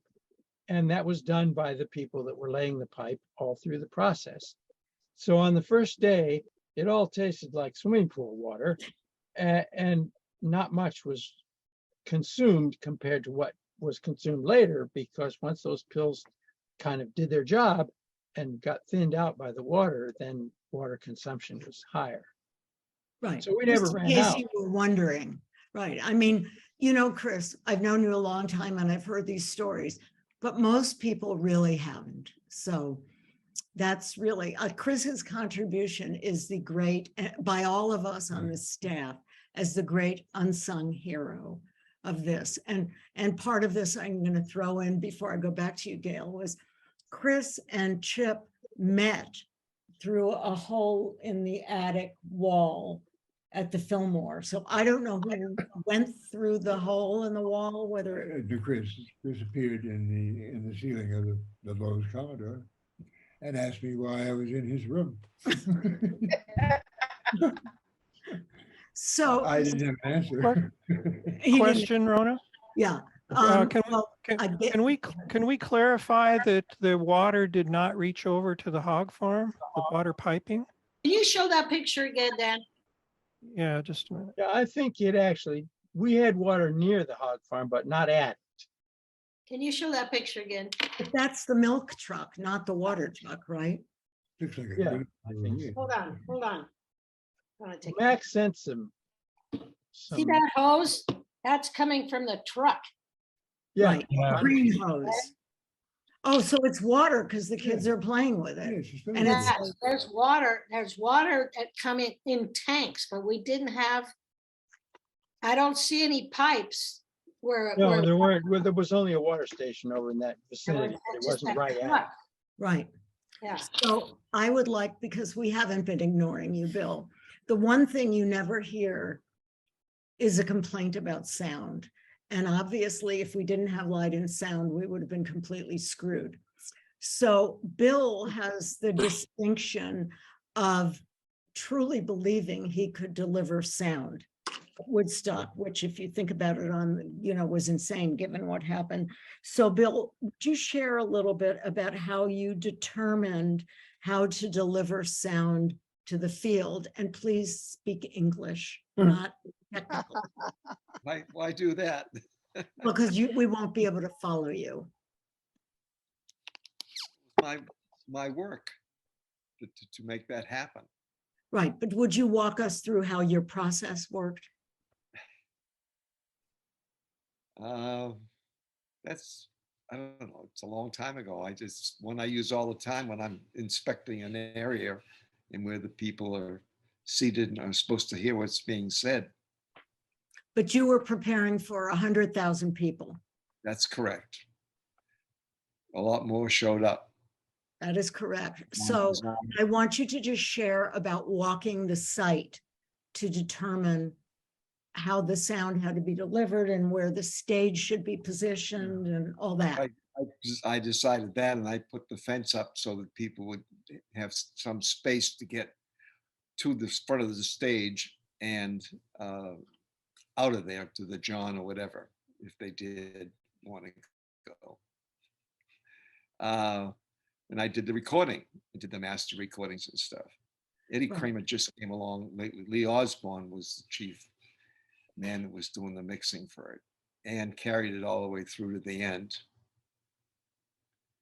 And I asked you the other day when we were at Bethel, were you relieved when the sound came on and it worked? And he said, of course it was going to work. He had no question. I think certainly in, yes, Carol. Okay, Oh, I was waving. okay, yeah, wait. Am I unmuted? Can you hear me? Yes. We can Okay. hear you. I just have to say, I want a moment for Chris and Chip and Bill. I mean, these guys were the marionettes Right. who put this together. I mean, we would not be here with any of them. And Right. I have to say, when I delivered that last lunch, I came over the hill and Richie Havens was on the stage and there were billions of people. We were kind of like a little annoyed. They were on our land. I mean, what are you doing here?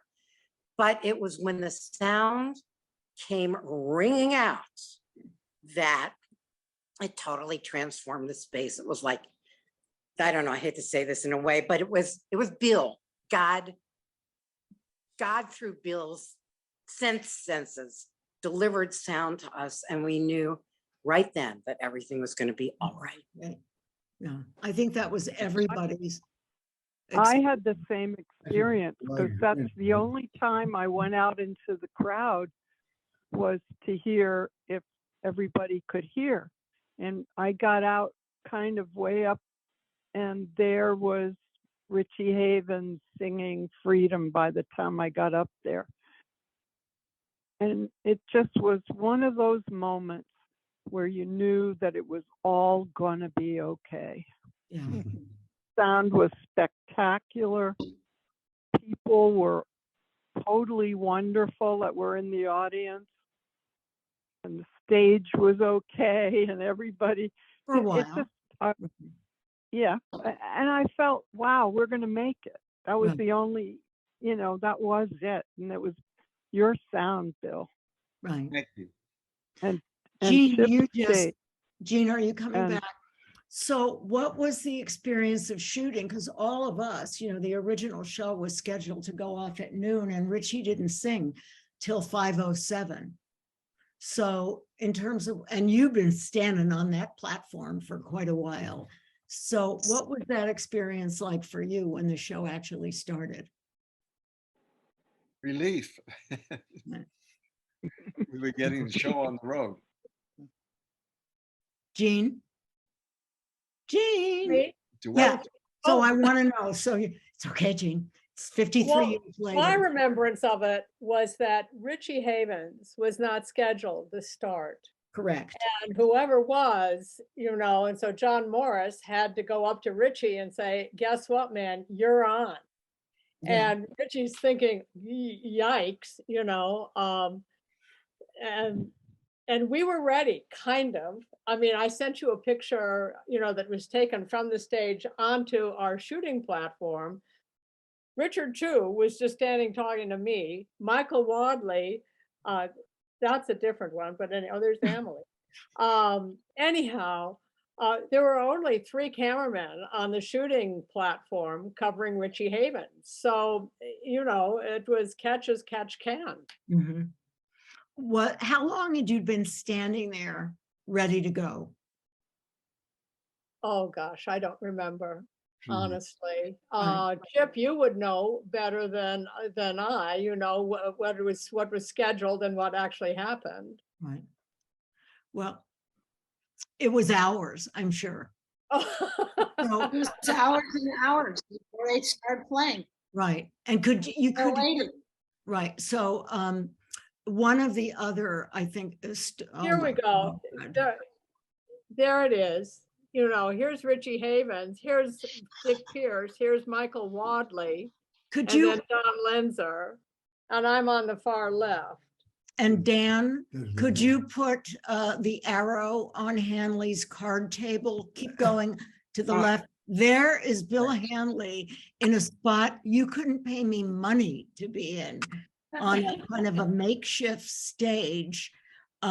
or a car, whatever it is. A site obstruction. Right, a site obstruction, right, and that where your arrow is now, there was a guy that I know was protecting that all the time, but whose piece of equipment is that? That must be ABC. We're That was thinking it not was, ours. That was television. I think that's a TV camera that was set up by Lee Erdman, who was hired by Michael to do a video, to shoot video, shoot black and white video, I think it was. Right, so that would have been, right. Yeah, that was would have been for the my- Ida Thor projector that was going to give live video on the light show screen. And Right.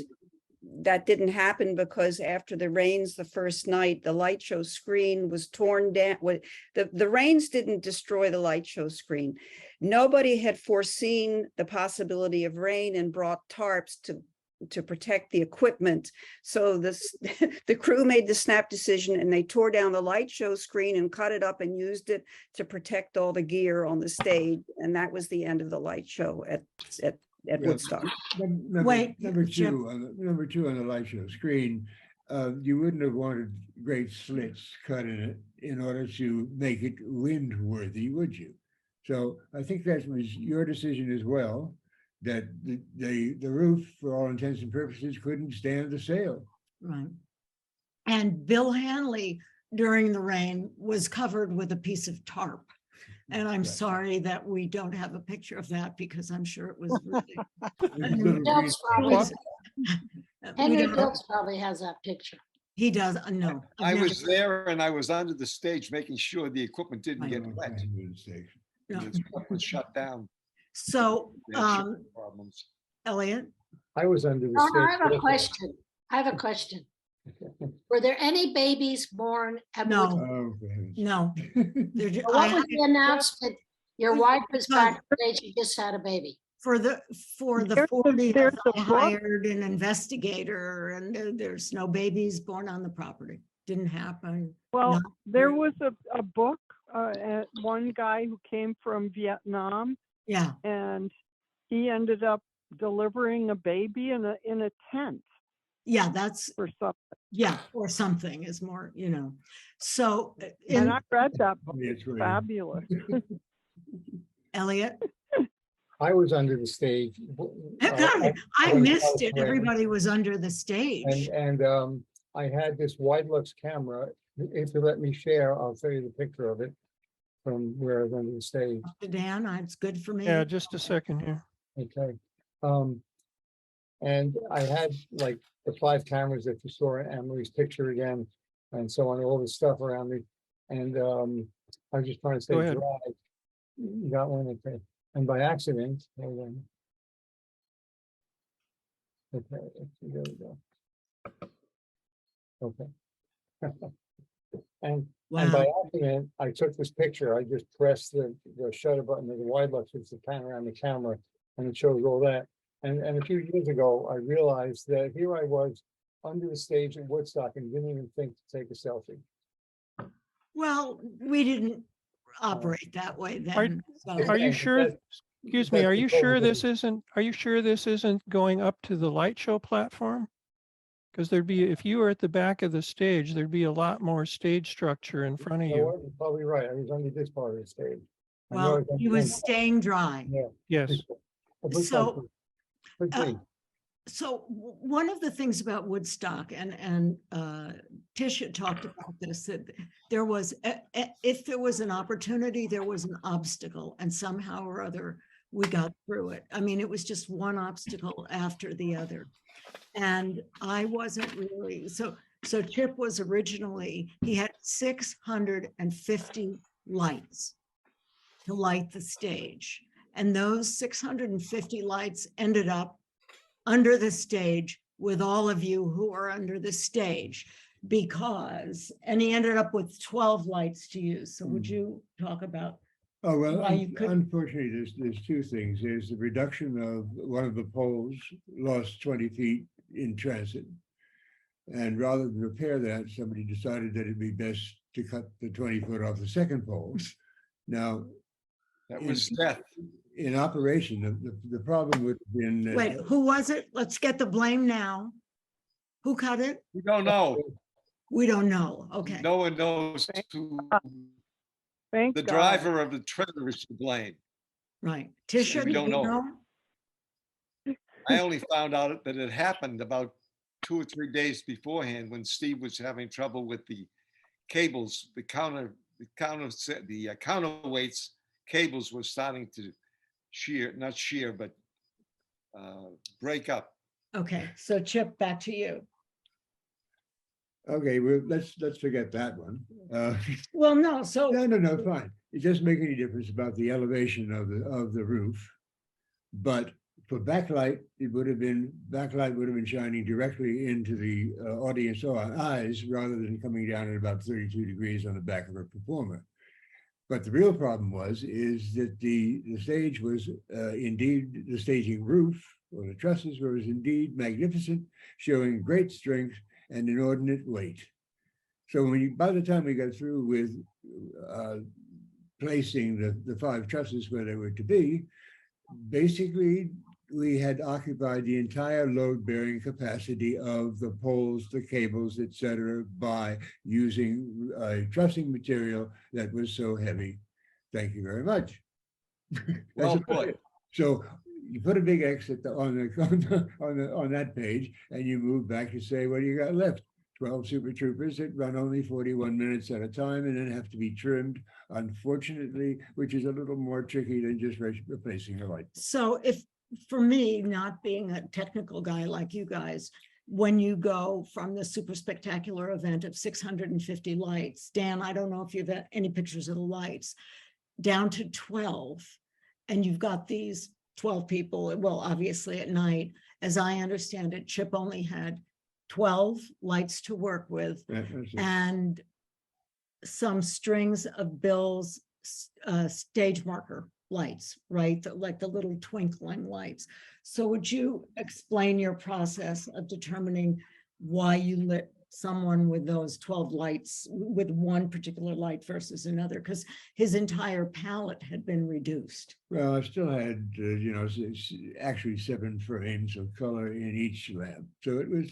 God, there's Albert Grossman. Yep. And Rick Danko. How wonderful. And the band. Wow. That's my picture. That's you, picture, Emily, Manuel. or Lisa? This That's is my Lisa's picture. Lisa. Oh, I love that. That's great. Look at This is, that. this is the only Me one in too. this pile that I have with lights in it. And Lisa, Oh. who's the guy with the hat? Rick Dangle. That's him. not Rick Danko. Sorry. Is that Manuel? Garth Hudson. Garth? That might be Garth Garth. Hudson. It's Garth Right. Hudson. No, it's not Garth. It's not Garth. Great. Fantastic. While Okay, we're so looking at this those are the picture, lights. Chip, Yeah. were those the final lights, or those are the 12 the 10 or these 12? are stored. Heavens no, those are just one of the 650. Okay, that didn't And- get used. And all we did was we were making frames for them and putting maybe 24 lamps on each frame. It depended on the basic design of where each lamp, where the groups of lamps were needed. And they were probably 6 different colors. We had a 4-color schedule, so everything was divided by 4. So, Can I ask Chip Rona- a question about the lights? Please. Did you ever see how these are hanging on the scaffold? Did you ever consider hanging them on Hanley's scaffold on either side of the stage, sideways for side light? No, they're not. No, thank you. Side light is great. Ankle busters for dance is neat. So side light with instruments for a specific throw, 6x12, 6x16, 6x9s in ellipsoidals would be too difficult. Okay, Of thanks. course, we all knew It's that. not that it's too hard. The result is of no use. Carol, are you just Can gesturing? I say, can Yeah, I I say have- something? Yes. What I really noticed about all the crew and the people that were working at Woodstock was that everybody was so fluid that whatever we got in terms of obstacle, we just dealt with it. And we could, try something else. until we got what we needed. Well, And, you know, a great crew of people. one story that I love is Chip often talks, Chris, I'm going to embarrass you, that Chris saved him. He saved him at Woodstock. And I, you know me, I was like, okay, how did he save you? So why Yeah, don't, with younger operators or people that are not familiar with carbon arcs, because we don't have a lamp inside of it, we have an actual fire. Chris was kind enough as to climb up the scaffolds and get to platforms where somebody was having a problem that anyone other than him on the scaffold could help. Didn't happen, so Chris went to do it. so Chris scrambled up and got these two light operators. He gave them a crash course and that, so. And while there, made sure everybody else knew what to do when their lamp had no more carbons in it. So it was just a blessing. You know, it's very difficult to have somebody run around and take care of all your problems.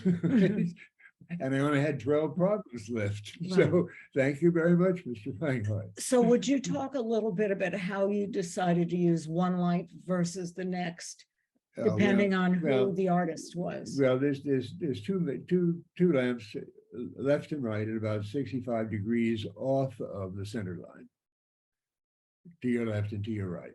Then at about 45 degrees or 30 to 45 degrees off the center line, there's 4 lamps left and 4 lamps right. Now those four lamps can in fact operate as 4 individual people being lit by 4.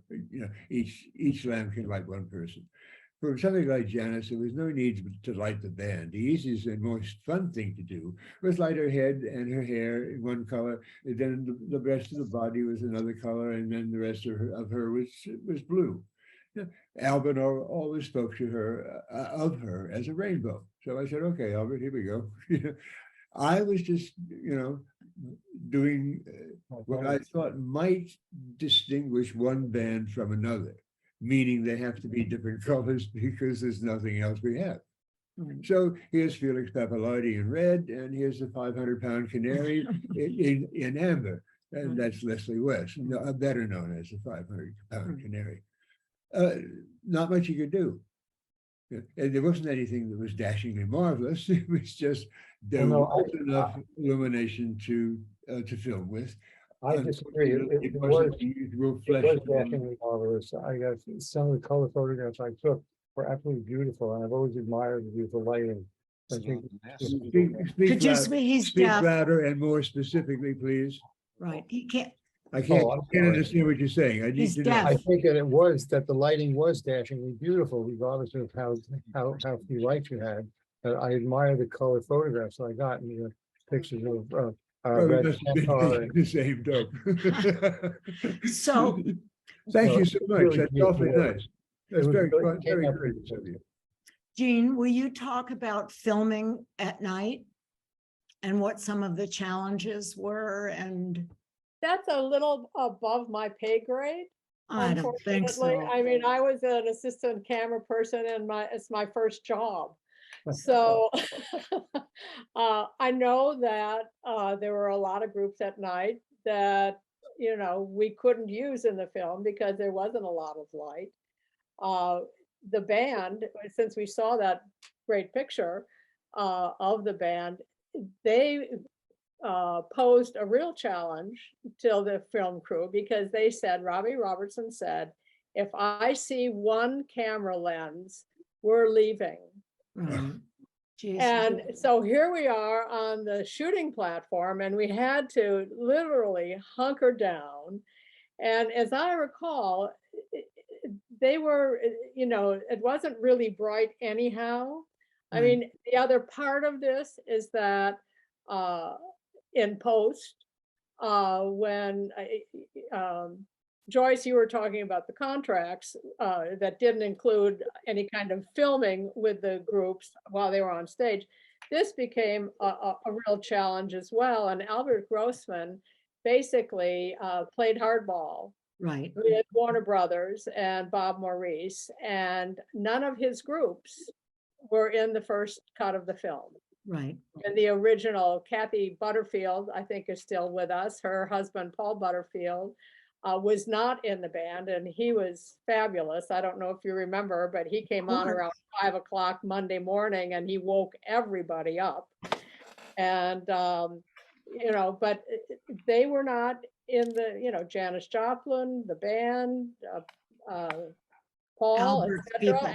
Albert's people. Albert You know, in 1995, when we did the 25th anniversary edition and added 46 minutes, you know, finally Warner Brothers realized, well, maybe we could pay Albert Grossman's people what they deserve and get them in the film, you know. So they are in the re-release version. Ticia, Well, are you that's what still there? management does.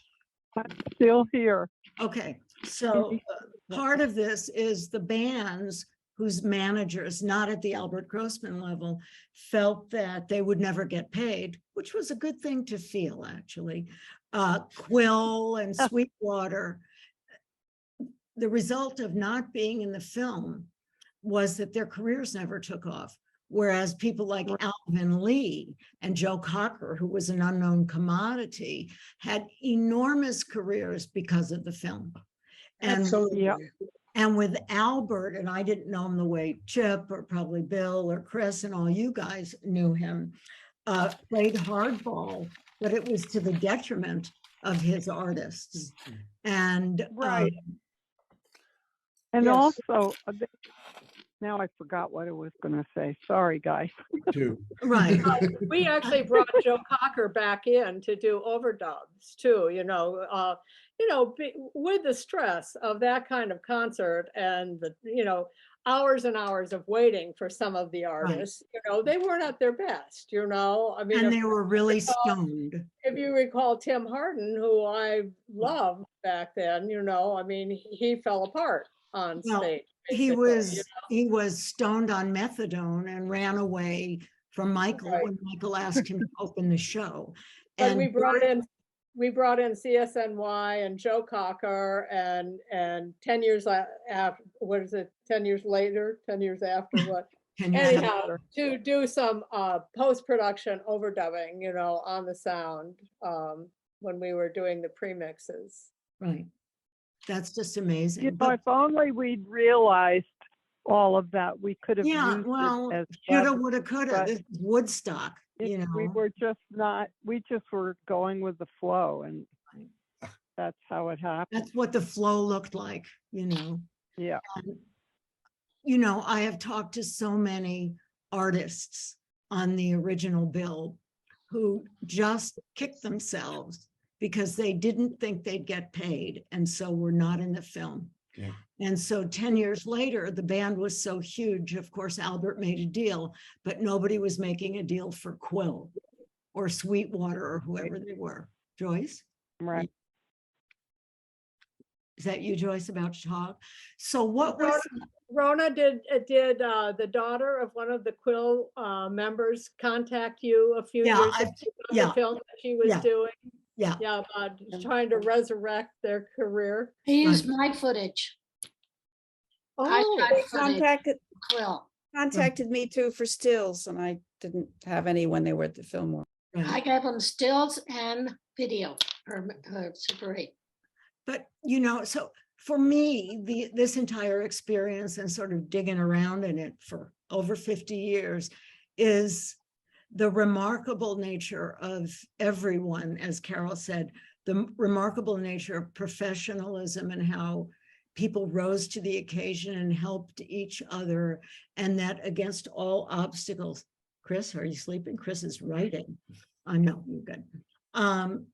That against every possibility, this thing was extraordinary in ways that we could never have anticipated, and fulfilled Michael's vision of not only throwing the greatest concert on earth, but as when I was on the Today Show, these guys have all heard this story, but I'd go overseas, and particularly in communist countries, shooting whatever, and I would ask the translator to tell the kids I worked at Woodstock, and they would say to the translator, because they knew about it, we want our Woodstock.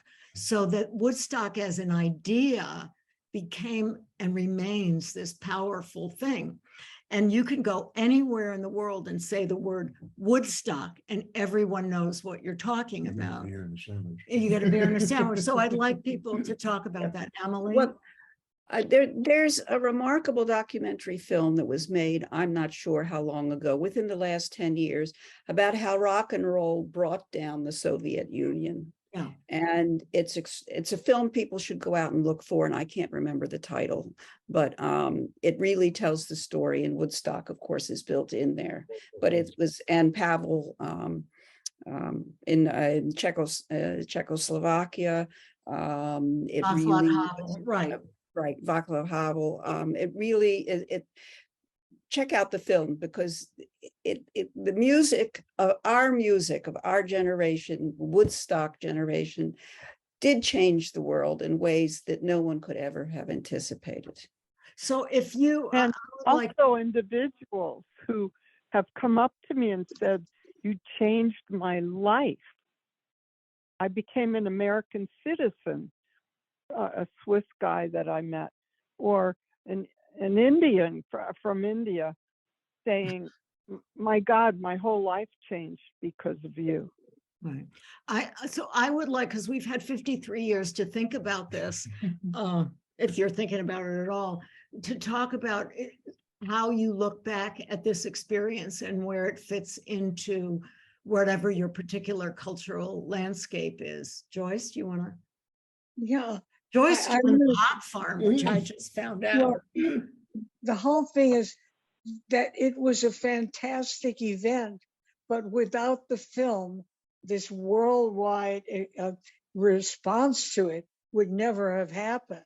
And at that point, at the point where I was talking to Michael about the film and how it was necessary, that was before that I was still thinking 100,000 people.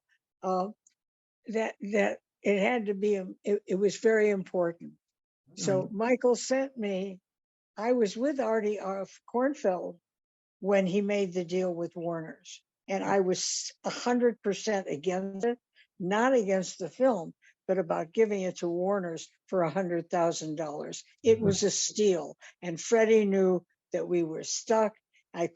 That's when I had gone to John for the $100,000, Right. and I just knew that this film was going to take this and elevate it to so many levels, because the world could see it.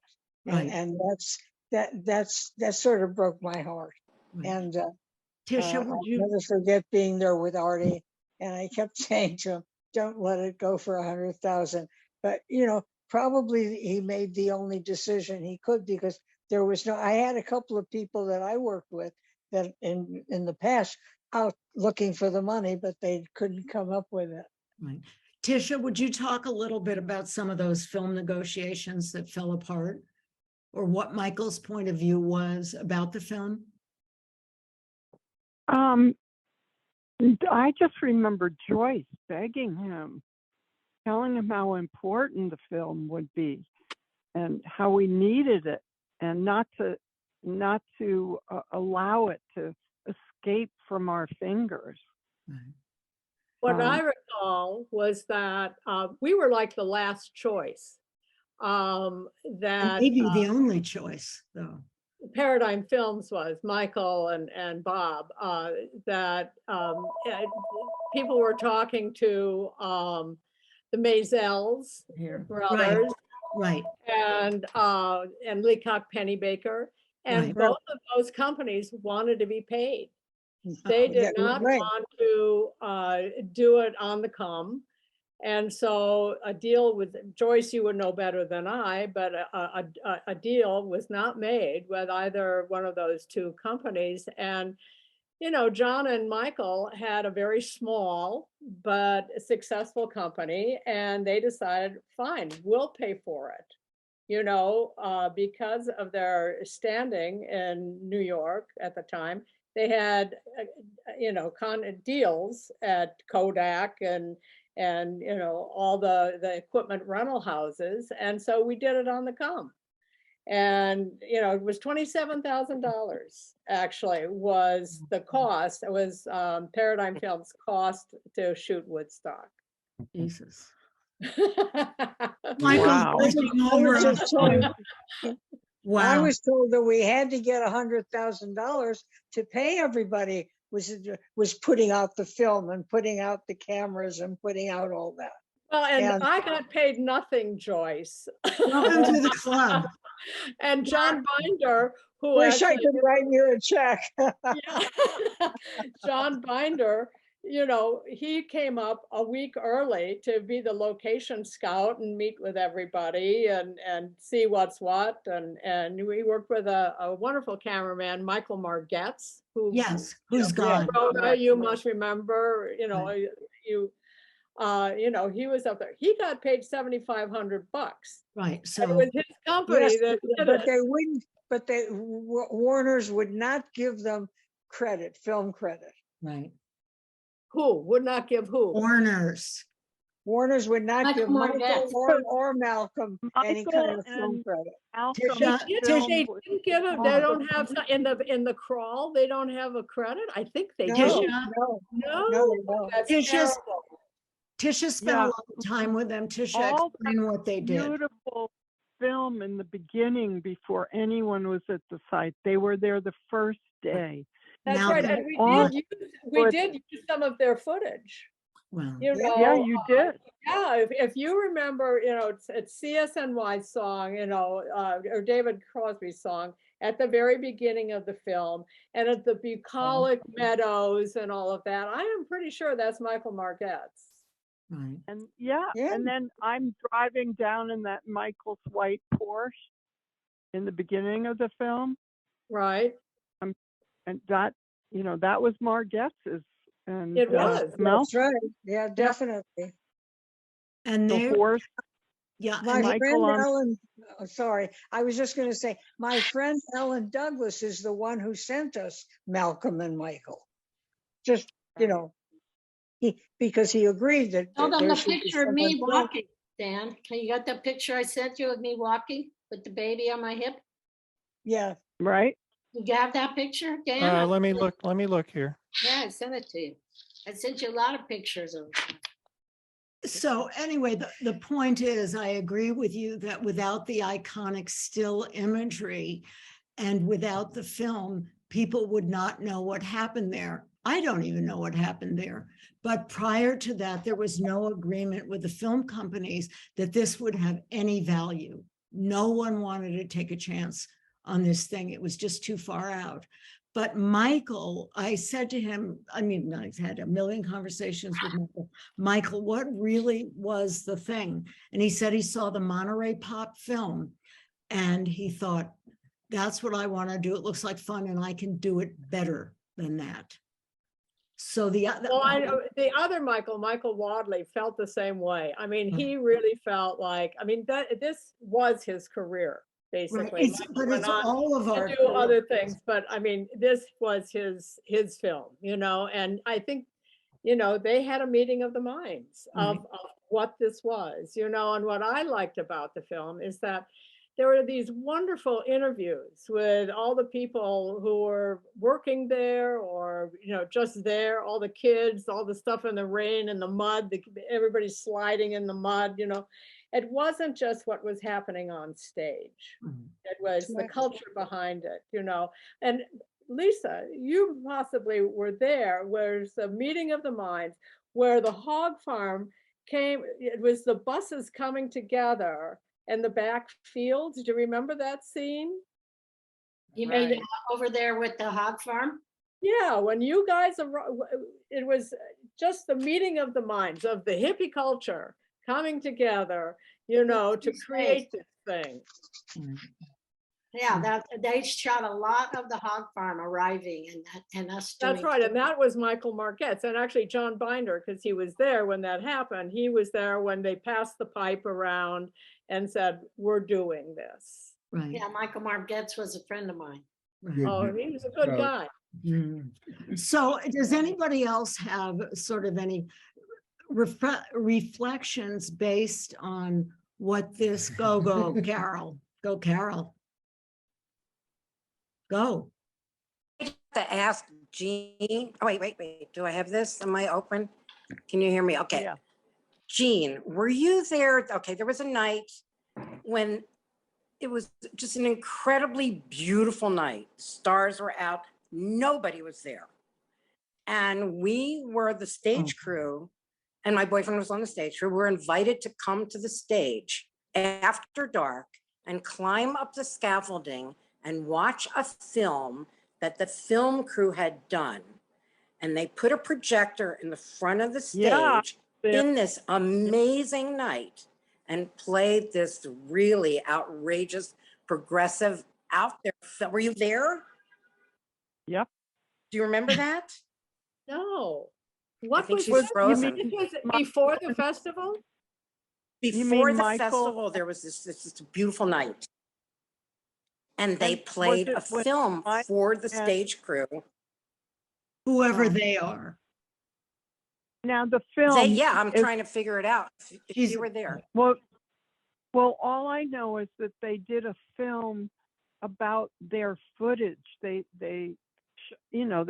did an exhibition of their footage at one point. For Yes. us. Yeah, but that wouldn't Yes, have been yes. before the festival, That's whatever not a they, different. right. So It was before the I'll tell festival. you what it was. What I recall is that Michael and John. Michael Margetts. No, Michael Wadley. Are you talking about Michael Margetts' film? She doesn't know whose it is. The crew sat on the scaffolding and Oh, okay. someone projected a movie. That we sat on the stage, we climbed up, sat on stage. There was a projector and you played work that you had done before, kind of to, I guess, get us in the groove and connect you. And maybe have the stage crew be more, welcoming and helpful and all that stuff. I don't know, but it was just an amazing space and time. And also, this leads me to Chip, when they put the telephone poles in, which was also at night. Remember that? Nope. They were hanging from cranes and they were trying to steady the telephone poles And they were doing it. into these holes that the stage crew had dug in their tidy whities because it was muddy. So Remember Carol that? clearly was having a series of experiences that the others of us didn't, but I would like to go back to Emily with you first. We've all had a long time to think about what this actually meant, if it meant anything. So when you look at it with a long lens view, what if Woodstock made a contribution besides giving many of us careers and being the badge of honor that it is for so many of us? What was this about? It's a complicated question for me to answer, because at the time living through it, I didn't have a strong handle on the importance of this as a historic event. It was a concert. And when all the PR and all the hoopla about it in the media after it happened left me perplexed. Like, what's the big deal? What's so important? Why is this so significant and important? It was just this amazing concert and all these people, but I wasn't connected for me in the way that hindsight has allowed me to come to understand and appreciate what it really meant. And in a certain sense, it took me 40 years because in 2009, the Biograph Film Festival in Bologna, Italy, did a 40th year anniversary celebration of Woodstock and brought all the people there. Michael Wadley was there, Stan Warnow, one of the editors, Artie Kornfeld, Elliot Tiber. It was a huge group of people who were still there, and me.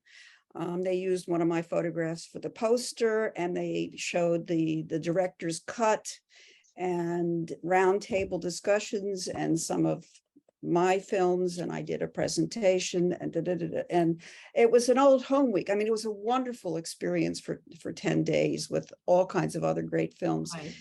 And it was seeing the film again. I mean, I saw it at the time, of course, and I was glad. It was the first music film to win, a documentary to win an Academy Award, which was well deserved. But at that experience in Italy, with Michael Wadley and all those people, and seeing the film allowed me to finally process how remarkable an event it was, because of the peace, the peace and love, really, and seeing it in the film brought it all home, especially since the end of that year, 69, was Altamont.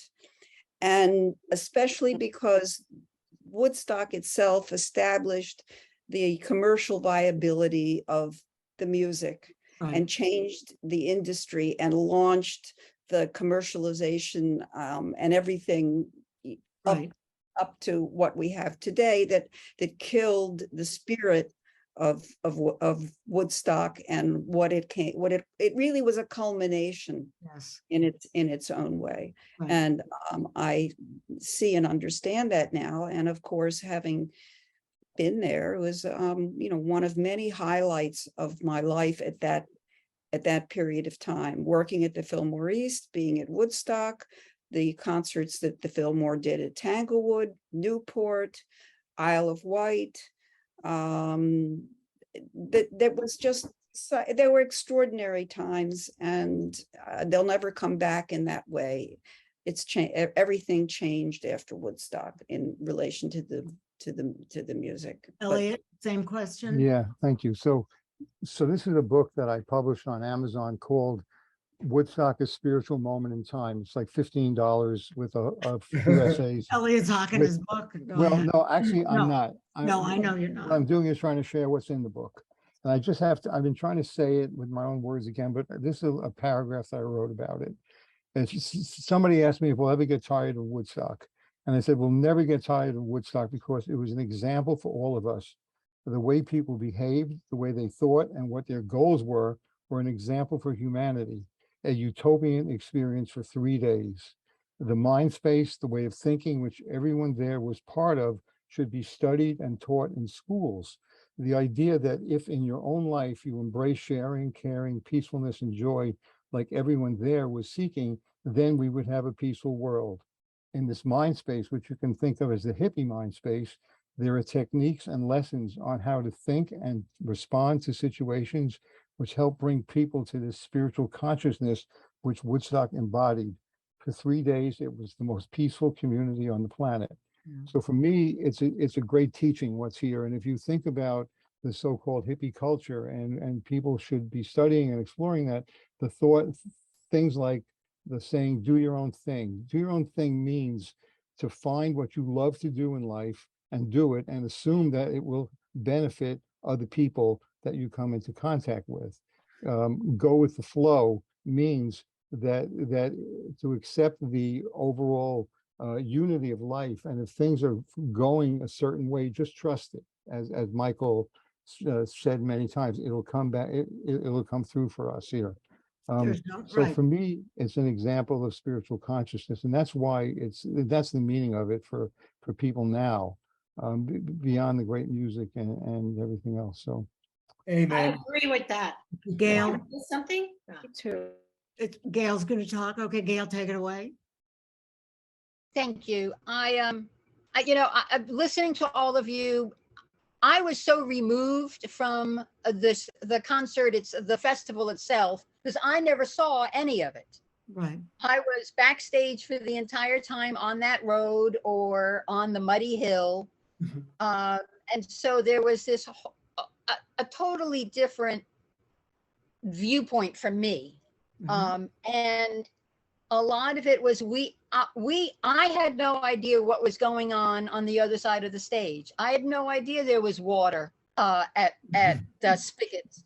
We were concerned. We had heard rumors that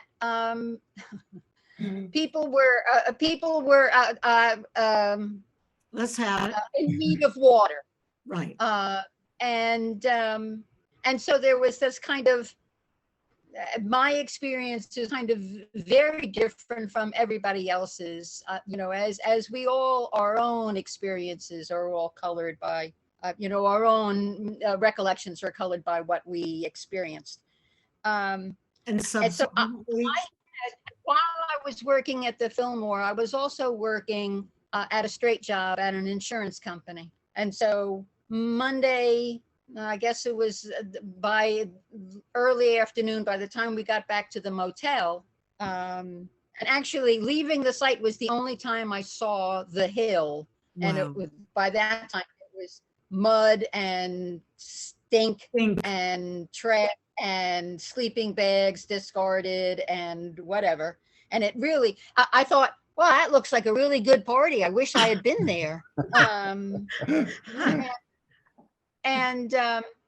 So we got back to the motel and, washed off 3 days of mud and called my mother, stood online for a really long time with everybody else, calling their parents. And, my mother then started, because I had no idea what the press was saying about any of this. I knew because it had been told that, the governor had wanted to call in the guard, and he had been dissuaded for doing that. So I had asked my mother to call my boss at the insurance company to say, I'm not in tomorrow, and I'm not even sure I'll be in on Wednesday. But I did actually go to work at my straight job on Wednesday, and it was like, well, you were there? What was it like? Oh my God. Tell me, did you see? What'd you do? And it was the place was like, wait a minute. This is just like, not that it was an everyday occurrence, but it was just part of our collective experience. And so to be pummeled by questions by I'm sorry to say that, straight people in a corporate setting, they were like, oh my God, how did you do that? But in the mud, you said in the mud, so it was just, it was interesting. And like Amelie says, the distance of 50 years, softens some things, highlights others. But I have a daughter who for a long time, I didn't tell her anything about my involvement in the music industry. I would like leak out little stories, every once in a while. And a couple of years ago, she said, the trouble is that I will never experiencing anything as cool as you did, right. Mom. Right. So, there is a kind of a yearning, I believe, a kind of a yearning of a younger generation for a similar coming together. Joyce? Yeah, there's so much to say about that and to think about it, but I had my 13-year-old daughter fly in from California. Whoops. Can you still hear me? Yes, we got you. Okay. Yes. And she and Peter Goodrich's two children, the three of them, they had check-in points, but otherwise they were on their own through the whole festival. And it was life-changing for, I don't know how much life-changing it was for them, but I can tell you that festival changed my entire life. I had been a stockbroker, I had worked a presidential campaign, and after that, I went to the hog farm.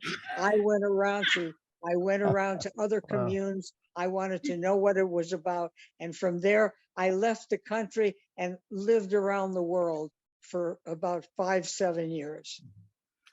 Right. And it would never have happened if I hadn't been there. Right. Hanley? What would you like? I want everything, but tell me what you, as I said earlier, many people's careers were based on Woodstock, but looking back at it now, what was it really about for you? And then we can have Rhoda talk on your behalf if things really fall apart. So, what did it mean to you? Well, it meant a lot to me, and seeing all these people getting along with each other. And My ideals were theirs. I- Absolutely. That's what I was in the sound reinforcement business for, to try to have people communicate from stage to the last seat in the house. Right. I'll tell Bill's story because I'll tell it shorter, but this was extraordinarily moving for me. And I had just, Rhoda and I and Chip and some of us were together at Berkeley Music School in 2019. And then Bill was honored at the Bethel Museum in August of 2019, which was the 50th anniversary. And among the things in him being honored was a piece of footage that was sent in by someone who was on the original crew, a man named David Marks from South Africa, who had been a musician. And unbeknownst to me, so after Woodstock, Bill invested in a lot more equipment and blah, blah, blah, and whatever. But the state of New York changed the rules and regulations about the amount of people in a crowd. So Bill had all this equipment that he could not use. And that equipment was sent to South Africa, where it was used in townships for sound in a concert. Because if it was a free concert, Black and white people could attend the concert together. Whereas if it was a concert that you bought a ticket to, only white people could go. So David Marks, who was on Bill's crew, brought this equipment and created free concerts out in the townships and gave Hanley credit for it. So the Woodstock bins and the speakers made it all the way around the world. And to me, that's the Woodstock story. And I really applaud you for that, Bill, because it was a really amazing thing. Just to think of the things that had to roll over like dominoes to make that happen. So, Chris. Generosity of spirit. Yeah. Hello. I don't know how I would, it just rumbles on, the thing kind of resurfaces and resurfaces and resurfaces, and the public atmosphere of the second largest city in the state of New York kind of lives on in its own way. And I think you're absolutely right that the film did kind of clinch the thing in terms of making it understandable to everybody else. But that part of it, the film kind of conveyed the experience for those who never were there. And it did stretch the thing out a lot. Is that it? Yep. No, Yeah. that was it. Okay, thanks for sharing. Carol? Carol? Guess My who's all the son is, hostages at my, that oh, point? wait, do I have to do this? I don't know. Wait, Bill, help. Yes. I missed that. Can you hear me now? I can hear you now. Yes. Okay. I have to say, Bill, thank you once again for your sound that is allowing me to make these sounds right now. I am just so moved. I feel like my blood is being oxygenated right now with these memories, because there's so much of life that has kind of denied the way that we lived then and shared then. And my son just wrote to me, a spirit was there of peace and love that people dream of today. It's eye-opening for me to relate how you raised me to your hippiness. Oh. Beautiful. Yeah. People catch the So I'm grateful to all of you for this shared experience that has the power to go to be infinite. And I want to keep it growing and going and share it. I'll just tell you briefly, I worked on Bad Boys, the movie by Michael Bay. And it was one of the Woodstocks, the second Woodstock or whatever, I think 94.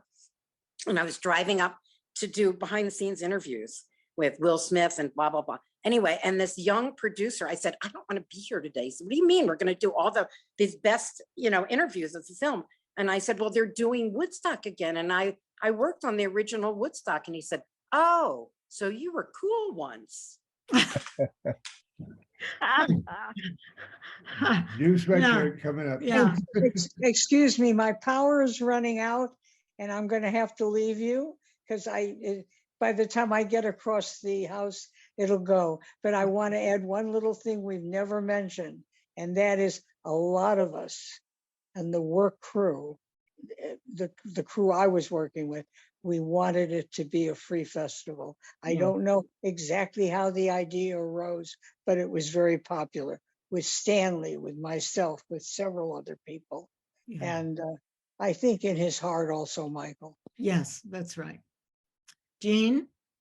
Yeah, this is from my friend Harry Bliss, who is a famous cartoonist and is a very We're fun wrapping up now. dude. Right. Okay, Jean, it's your turn. Oh, well, like Joyce, I wish she had, you're still there, Joyce. Good. It changed my life too.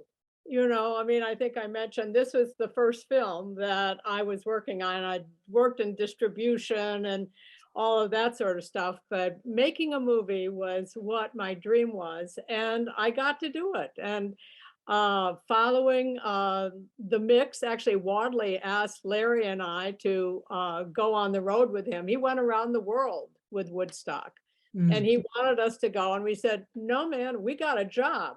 We're going on the road with Crosby, Stills, Nash and Young. And that literally started a long, long relationship with Neil. I worked with Neil until 1984. And Larry worked with Neil the rest of his life until he passed away in 2010. And, just having worked on that film, that was the calling card. You didn't really have to. I did work on The Last Waltz with Marty. Marty Scorsese hired Larry and me to do production for him, on that great concert. And, people say, oh, The Last Waltz was much better than Woodstock. No, it wasn't. Right. I mean, it's just not. And I worked with Joni Mitchell. I produced her, hour-long specials that are around, and she's come back in such a big way, thankfully. Oh my God. That's great. Yeah, she's, I'm sure you've seen her new, she was at the Newport Folk Festival just a couple of weeks ago, which was amazing. And so Jean, I know that you and I are, and I don't know some of you well enough to know, that there's a big spiritual through line in your life as well as, and of course, Satchidananda was there, which I think set a tone that's absolutely unbelievable. And if you think about it in retrospect, it's just beyond belief. So from a spiritual standpoint, what do you think Woodstock's contribution was about? Well, I mean, it was said before, that 400,000 people were together for, you guys were there for months, but we were there for a week or so. And there was no problem. That's right. Somehow we got fed, somehow we got sleep, we did our jobs and had a fabulous time. And we're still talking about it. That's pretty amazing. It is. Yeah, Ticia? so no, I feel so blessed that I was there. I mean, we all know, especially you mentioned before, Altamont, how could that happen? How that really was the death of the 60s, and for me, going into the 70s, we were, well, if we can't change the world, we could at least change ourselves. And you mentioned the spirituality side of it, I mean, in a way, the 70s became that, well, let's work on ourselves, do the deep cleanse, let's dig deep into, our minds and our hearts and our souls and change the world that way, just like we one person at a time. Yes. Ticia, I just want to say that it was called an Aquarian Festival, and everyone who worked on this, who was there, feels the cosmic guidance that was there, the magic that happened at every turn and every problem. Most of it got resolved, and the The Piscean age was an age of blind faith, religious persecution, unconscious restriction, mysticism, false idols, mass confusion. And the Aquarian age is an age where it's of inner knowledge, where belief is paired with science and technology. You do what you believe in, you do what you love. And to me, having been part of this and seeing all this information, it so very clearly was cosmically guided that there was just magic there. And it portends the changing of ages, the beginning, astrologically, the beginning of the Aquarian age begins in 2050 and so on. And this is the end of the Aquarian age, all this terrible stuff that's happening, that's being expressed by everyone. So this is really a very spiritual, cosmic thing that happened here. Very magical. I have an introduction. Jerry Garcia wrote this introduction, or sent this introduction for a book I did in 1994 about Woodstock. And it's short. I'm going to read it. So Jerry wrote, the thing about Woodstock was that you can feel the presence of invisible time travelers from the future who had come back to see it. You could sense the significance of the event as it was happening. There was a kind of swollen historicity, a truly pregnant moment, meaning something was being born. You definitely knew that this was a milestone. It was in the air. And that's how I feel about Woodstock. That, as I said before, it's a moment, this is a study tool for the future. Right. Tish? Well, I feel that Woodstock, not only was it blessed by a guardian angel that watched over us in terms that everything that seemed bad at a certain point helped us in the end. Just having those obstacles helped us, and it became a through time blueprint of the good, the true, and the beautiful, of caring and sharing, peace and love. And it's in all our hearts. Anyone who ever saw the movie or was at Woodstock or wished they'd been at Woodstock carry this blueprint within us, knowing that it's possible, it's been done, it's possible, and it could happen again if only all of us came together in that way. Thank you. Lisa? So I agree with Elliot. What he said, what Elliot Landy said, I agree with that. And what's interesting for me right now is that I'm working with Neil Hitch, who's running the museum. And he has me finding people that were at Woodstock 69. And I'm interviewing those people and getting them ready for an interview with the museum.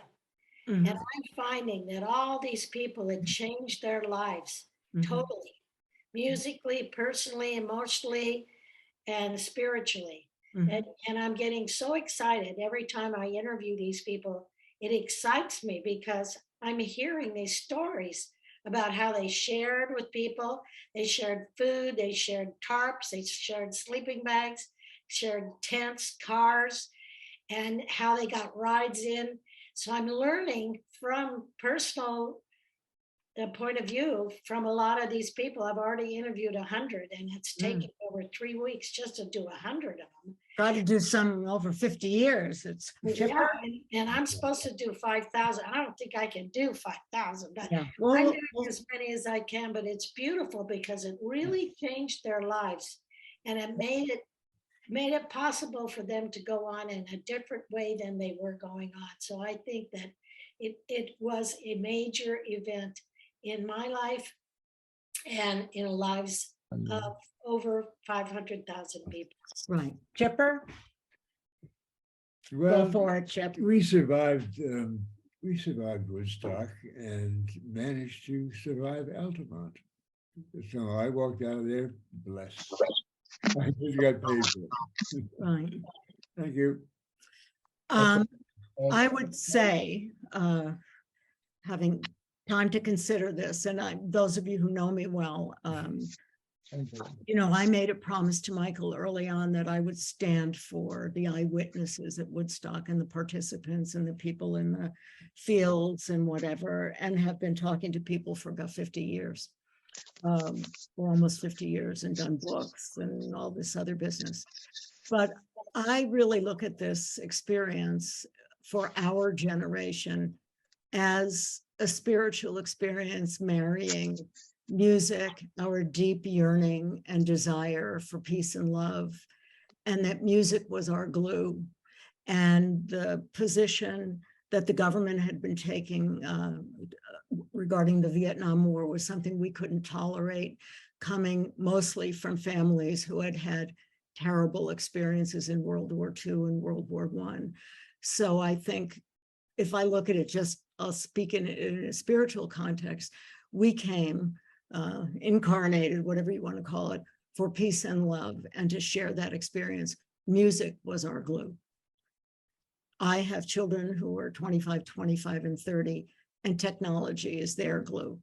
And my children have heard about Woodstock their entire lives. They know all the people, they've heard the stories, but we opened the door and they need to pick up the mantle from my point of view. And that the tools that they're using are different than the tools that moved us and animated our lives, because we were deeply, deeply animated by music, the power of music and the way we responded to music. When I look at the work I'm doing at the museum or wherever I'm doing it, it's to make sure that they understand that what happened there, I think as Ticia said, was true and real and left life-changing experiences in all of our hearts and lives, and in the people who Woodstock touched in the larger communities that it did. So this is it for us. You know, Joyce is going to be 91 in a few weeks. And we're all looking at the end of the line here, sooner or later. And I always live with that, because that's a really smart thing to remember, that we are going to leave. And all that will be left standing are our contributions. And so for me, Woodstock and my participation and my sharing the story of what was important at Woodstock, the idea of peace and love and working together, is deeply profound for me. So I have nothing but gratitude for the day Michael and all of the rest of you who I met over the course of years have made in my life. And it's a real privilege to be doing this with all of you today, and to meet Jean, who I now feel like I've known for the past 150,000 years. And that's what Woodstock is about, is how we're all connected. And that's the gift we can give to the next generation. So that was my little speech. So I don't know, Dan, what you want to do now, but I think we're probably all pretty pooped, but I don't know if there's any critical questions. I think right now we applaud you all, and with Rona. thanks for this wonderful afternoon. Yeah. That was Thank you. incredible. And it was exactly what I wanted to have happen. I wanted you all to talk amongst yourselves and learn from each other, and that's exactly what it was. So thank you again. Do you want to turn on all the Yeah, I want to see video of all out the people there. who are here and see Yeah, if sure. What I want to any- do any is Q&As from people? there are a tremendous number of people still here, which is great. In And general, that's pretty good too. Yeah. yeah, and we would like to hear from each of you. And so I would like everyone to keep your mic muted, but I'm going to call on people, and please tell us who you are, where you are, what your interest in Woodstock is, and if you were there. There were a number of people who wrote in the chat that they were there, but it was not appropriate to bring up. So I'm going to start with Wayne. Dan, I What? just Yep. want to say, I know my peeps are pooped to some Yeah. degree. So I don't know how much of that you want to do, but I'd rather address that in front so that we're not sitting here rolling our eyes to be. Okay. I'm going to keep going, and if you want to stay, that's great. If you need to leave, that's fine too. I totally understand. Is there anything more you want to say before we go into this part? Thank you. Thank you very much. Yeah, it's been great. And Okay. all, you. everybody should Thank you. visit. We didn't hear from John Chester. how it Wonderful, affected wonderful. him. Thank you so much. I gotta go. To be at dinner in an hour. Yeah. Now, was I right that we were going to be Hi, able to thanks go for- for 3 hours and not even notice almost? I want to say this was a very revelatory experience, and just hearing you say it, and people that were talking before this, hearing you say it directly is very meaningful, and I think it inspires me anyway to keep going with Woodstock, even though I've been going with it for a long time. Kind of get tired of it. This should never be tiring. The gift that keeps giving. It's totally, it was brilliant to do this, and to have women especially speak like this and to point that out. I think it's really, really important. That's one of the things about the Aquarian age, that we're all equal. We become equal in the culture. Thank you for all the sweet people who are writing notes. Yes, Gail. I'm struck by, although it was a collective experience for not only those who worked the festival in whatever capacity, but the 400,000 out there, but each, we had our own individual take on it.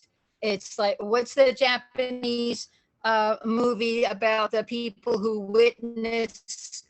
There are 7 people who witnessed an event, Rashomon. and they tell 7 different stories, but they're all truthful stories.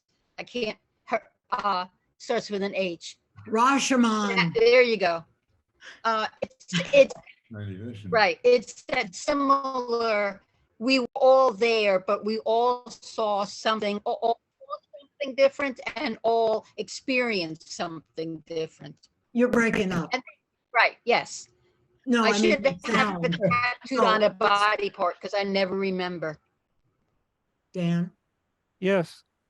So let's hear from the audience here. I'm going to call on folks, and please say what you'd like to say. Unmute yourself and turn your camera on. Tyler Hutton, where are you and what's your story for us here? Hey. Go ahead. I'm taking an audio engineering class in Nashville, and our professor is a member of the Audio Engineering Society, sent this over and just said we should check it out. And I was really glad I did. It was awesome to hear from all of you, and big fan of the music of that era. And I've just seen footage, but very cool to hear all of you and your stories. We made it up. We just made it all up. None of it happened. Great. Thanks, Tyler. Nice meeting you. Y'all. Tom Hannon. You able to talk to us? Susan Horning. Hi, boy, this has been terrific, long, but terrific. I'm a historian, and I've been involved in the historical committee since, boy, 2000, I think, when I went to the LA meeting with Irv Joel, who I'd interviewed because I did my dissertation on the history of sound recording studios, which became a book. And I, of course, I did a lot of oral history, so I'm so glad that you recorded this, Dan. And I didn't go to Woodstock. At the time I was playing in an all-girl rock band and my drummer went, but that's as close as I got to experiencing. I do not like crowds, so I would not have gone. But this has been great listening to all of you. I knew of like Bill Handley's work because I'd written some stuff about sound, live sound reinforcement. And of course, I'm familiar with all of these names, some more than others. I also knew John Chester, but anyway, blah, blah, blah. I will stop there. Thank you for this. Thank you for sharing that, Susan. Yeah, thanks for being with us. You've got some cool books. I've read some. And here's Susan's book here for anybody that hasn't read it. It's called Chasing Sound. Yes. Oh, thanks for the plug. Hey, one more thing. There's another book coming out called One Track Mind on Routledge, and it's each chapter is a different story of a different song. I did it on Moby Grape's Omaha, and Moby Grape was one of those bands that, because the manager that they had at the time did not agree to let them be filmed without getting like $1 million or something for Monterey Who Pop. did? They, of Great course, man. lost out on that promotion. Yeah. Right. There you go. All right, thanks. Susan Emanuel. Are you able to unmute and talk to us? There you go. Kind of loud though, but that's okay. Can't start my video. Anyway, I'm Carol. Talk quieter, please. Talk quieter. Oh, sorry. Can you hear me okay? Oh yeah, more than plenty. Lower your microphone volume. It's not that, it's that, it's my computer. I always have trouble with the sound, so I'll try to talk. Step back a little bit from it. Just step back so your sound level goes down a little bit. How's that better? Perfect. Now tell us your story, please. Well, my story is that Carol Ann Green is my second cousin, and we're very, very close. And of course, I've heard a lot of these stories before, but this was so special for me because it really was a beautiful kind of recreation of what happened from each person's personal experience. And it really meant a lot to me because my claim to fame was always that I went to the Monterey Pop Festival, and which was really also an amazing, amazing event. And I always loved that Carol worked at Woodstock, and it just holds a very special place in my heart. And to hear all of you, I mean, the way you laid it out, Rona, was just beautiful in that telling the story from the beginning to the very end, and through each person's experience. And it's just so special to me, and I just so happy that I was able to come to this event and that you were all there, and for everything you did then and since then. Thank you. I just appreciate you all so much. So Susan, I was at Monterey, and of course Chip did the lighting at Monterey. Oh, fantastic. Monterey was magic. Wasn't that great? Really I remember there was a truck at the very back, and for the concerts that I couldn't pay for, I would sit on top of the truck. I mean, you could do stuff like that then and watch the concert anyway. Well, thank you for those. Yeah. Sharing. Thank you guys so much. Yes, me too. Thanks. All right, thanks. Rick Chin, tell us where you are and what your thoughts are about this. Hi, I'm in Seattle. I was 22 when Woodstock happened, but I was property of the United States Air Force at the time, so there was no way I could go.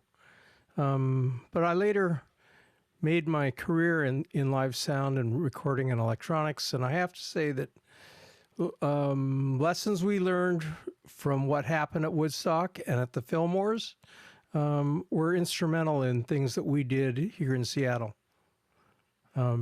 So currently I'm retired and I'm the webmaster for the Pacific Northwest AES section. And I got to thank Rick for all of the work he did on that webpage. It got revised about a dozen times in the course of our progress, and it was a lot of work. So thanks, Rick. Mike Goodrow.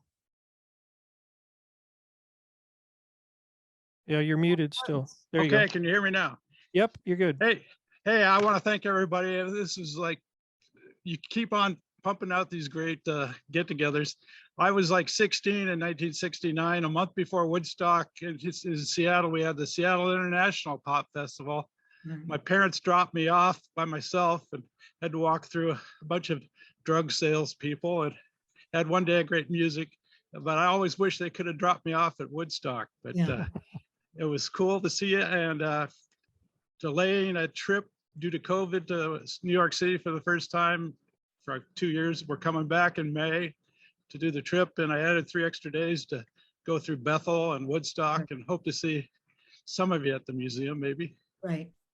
Well, if you stay in touch with me through Dan, I'll arrange a tour for you there. Thank you. Thanks again. Cool. Thanks, Mike. And thanks for bringing up the Seattle Pops Festival. I worked on the office in that ahead of time, and went to all 3 days of that, but not to Woodstock. Rhoda, well, Bill, we did that already. Beck, Perkins, tell us where you are and any role Woodstock had in your. I'm on Whidbey Island, Washington, about 20 Oh. miles north of Seattle. How great. And oh yeah, lovely place. We're about half a mile in off the paved road. It's very peaceful. I'm not retired yet, but I'd like to be. Anyway, in '69, at that point, I was in the U.S. Navy, and I had just gotten stationed in Seattle. I actually knew a number of people that did attend Woodstock, and got a lot of very differing viewpoints. And it's been fun to catch up from everybody's viewpoint. I've worked, like Rick, I've worked in I was mostly in the theater side of live sound, done sound reinforcement for many musicals for all of the performing groups in Seattle before it got into a big business. And I'm on my third business now. But it really is very interesting to me, having worked in facets of the business, to hear all the different viewpoints and all of the bits and pieces that made that festival come off against all odds. So, and among other things I did in theater, I did a lot of photography. So Tri-X and Edwall FG7 with the sodium additive is a very familiar formula to me. I did production photography for University of Washington Drama Department while I was on staff there for 4 years. So anyway, a lot of different interesting connections. And thank you all for participating and bringing light to this. Thank you. All right, thanks. And I'm going to introduce Luciana next, but before I do, I want to thank her for a very nice comment, and that reminded me that if you want to save the chat so that you can refer to it later, you go down into the window where you type and go all the way over to the right. There's 3 dots on the right side of that window, and you click on those 3 dots and you'll see Save Chat. And click on that and you'll get all the chat that happened today from the time you got here until now. And it'll come up on a Mac, it comes up in your documents folder under the Zoom. There will be a Zoom file created. So there's a lot of good comments in there and a bunch of good links. So if you want to save that, like I'm saying, I'll repeat again, click on Dan, those 3 dots and go ahead. And just click save. Just Pardon? send it to me. I'm technically challenged now. But Okay. We're recording the chat anyway, and we'll have that available even before you arrived. So Yeah, but we don't have everybody on a mailing list, so only the presenters who I have emails for will get that. But I if hope anybody you're gonna else make- wants to, go I hope ahead. you're gonna make, I hope you're gonna make this whole thing available in some way. It's so rich and so informative and uplifting. Yeah, I'll address that now. We did record it. Gary is our stalwart film editor or video editor for this, Gary Louie, and he will do as little as possible to it before it, and we'll divide it up into 2 parts: the presentations of the women who worked at Woodstock, and then this part here. And then we'll post that as a single, the first part is a single entity. Okay, is that a good answer? Don't Okay. forget the email addresses of everyone who signed up through Eventbrite so that you have that list. I could conceivably do something with that, but that would mean adding a lot of email addresses to something and then sending it out. And I have plenty of things to do other than that. So if you want to Maybe save, one of your other, chapter somebody people. needs to figure it out. So I just Okay. also want to thank our peeps. Jean, it was so great meeting you. Gail, are you still here? Bill and Rhoda. She left. She's gone. Emily, Chris, Elliot, Elliot's wife brought her hot rollers to Woodstock thinking she would need them. And they are somewhere that's a true story. They are somewhere in the detritus of the end of Woodstock or Linda's rollers. So That'll be found by the archaeologists who are working there Yeah. still. Yeah. I just want to say again, knowing that we're sort of all wrapping it up, that it's just really a privilege to have this conversation. And it's been my privilege for 50 years to have this conversation and to reach out and connect with other people who I haven't met, but I feel like I share so much with is really meaningful for me. So thank you, Dan. You're welcome. Thank you again for being part of this and being Right. such a huge part of it. Yeah. But I'm going to keep going here. Luciana. Dan, Okay. Dan. I'd just like to Yes. thank you, Dan, too, because this has been wonderful.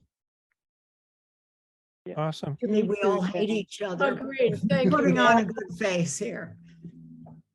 And Dan, I would like to also say that everybody, I hold everybody in my heart so dearly that I worked with back then. I feel we were kind of battle buddies in a way, for the good. Soldiers of the good, and true and beautiful and peace and love and sharing and caring. And it's really made my life. I have a pride in Woodstock, you know, and the fact that I got there was such a privilege.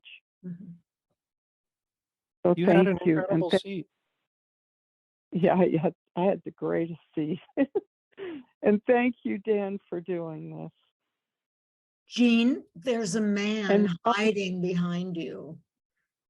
Rona, you're the best. I love you. I adore you. I love you too, Tish. I love you all. Yeah. Okay, with that as a buildup, Luciana, are you able to talk to us? Hi, yeah, I'm here. I'll Great. keep mine short but sweet, just for the sake of everyone's fatigue here now.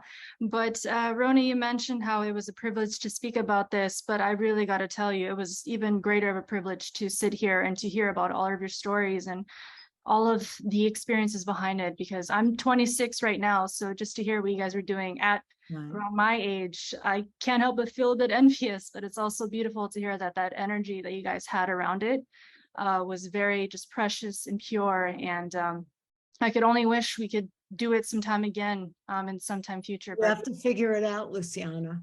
Yeah, That's your job. that's the question. But again, thank you all so much for this afternoon and your time. And Luciana, where are you? I am actually in Seattle, Washington. All right. Yes. All right. Well, thanks for joining us. Thank you. Thank I you. would just like to thank Rona for the fabulous job she did of guiding the conversation in the beginning between all the women, and what it was just beautiful to segue from one thing to another. Thank and you, to ask what at which time, and it was really, I was and am in great admiration of how you handled it. So, thank you. Thank you, darling. Totally. I think Rona was successfully herding cats. That's what I've been doing for 2 weeks with everybody. Yeah, I just want turtles. I know the stories. It's really great. Luke is next. Well, I just wanted to jump in, and I put this in the chat earlier, but I just wanted to make sure people heard it who didn't see it. I thought Rona did a great job facilitating that. Oftentimes, I've been on these kind of roundtable Zooms where, you know, people are reminiscing about whatever 50 years ago or something, and things end up going off in long tangents and whatever. And I thought you did a great job of letting people talk, but also getting things back on track, and just great job. Thank you, darling. It's what I do. Luke, where are you? I'm in Milwaukee, Wisconsin. Wow. And he's one of our committee members as well. Great. Katie Meister, can you unmute and talk to us? Oops. Hi. Hi. Oh, it's a I'm in New person. York City. Hi, Emily. Hi, Elliot. I never made it to Woodstock, actually. I was supposed to go. I was up at Dartmouth for a summer arts program. And I was all set to go, and I looked in this car full of 6 guys, and I said, maybe not. So I didn't end up going, unfortunately. But I've done about 2 or 3 documentaries on Woodstock. So I've interviewed a lot of people about Woodstock and spent a lot of time on Woodstock and its history, and met a lot of the characters involved. And it was just a joy for me to hear all these stories behind the scenes today, and to kind of meet some of you on screen here and hear some of these wonderful, beautiful stories about Woodstock. I feel very connected to it. I actually also worked on a Woodstock 50th anniversary exhibition that was done in France at the Céline Royale, which is a UNESCO historic. Well, I would very much like to separate you or get copies of your transcripts for the museum.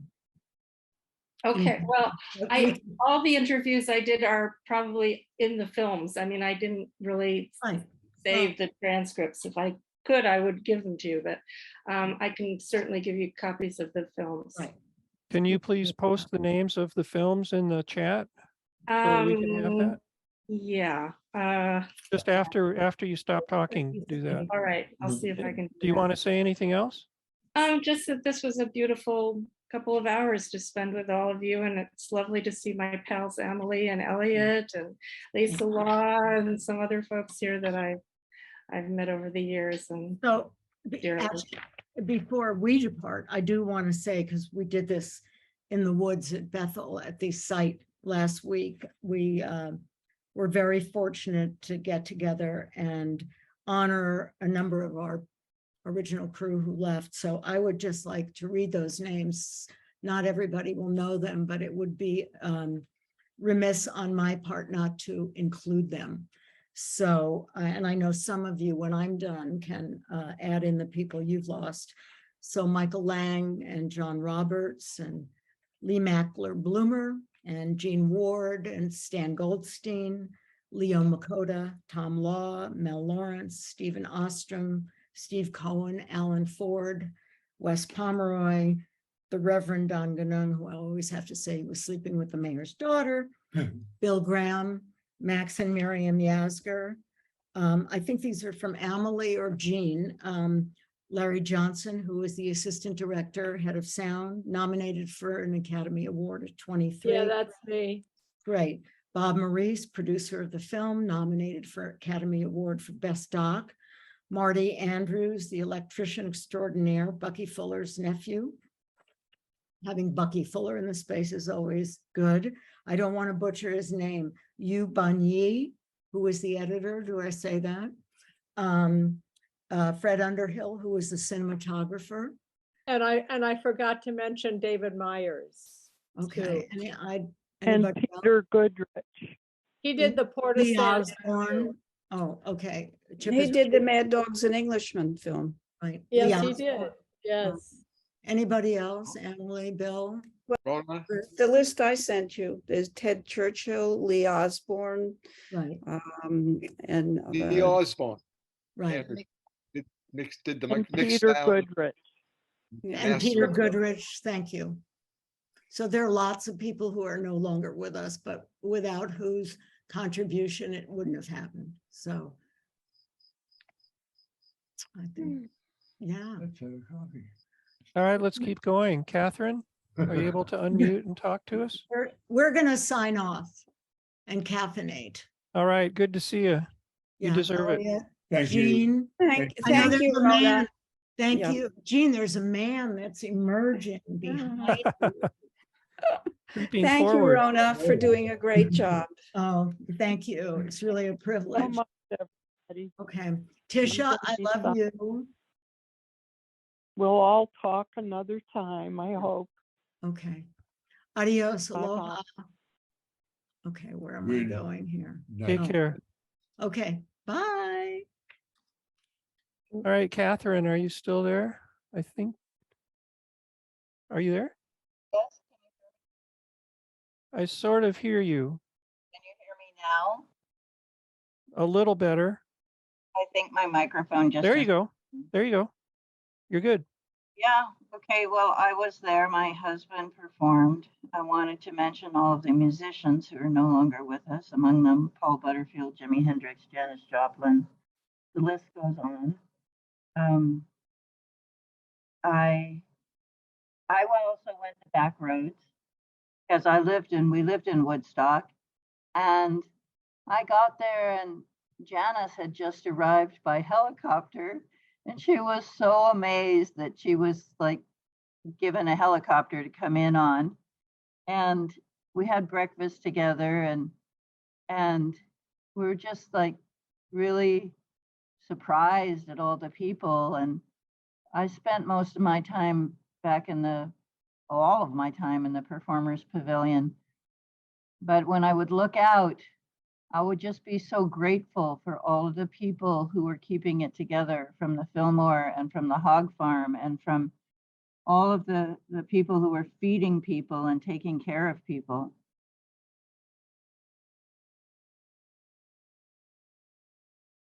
It's an honor to have you with us. Oh, there you are. Hi. Hi. Yeah, I really don't have much else to say. Your husband and that circle of people were the reason it was named Woodstock.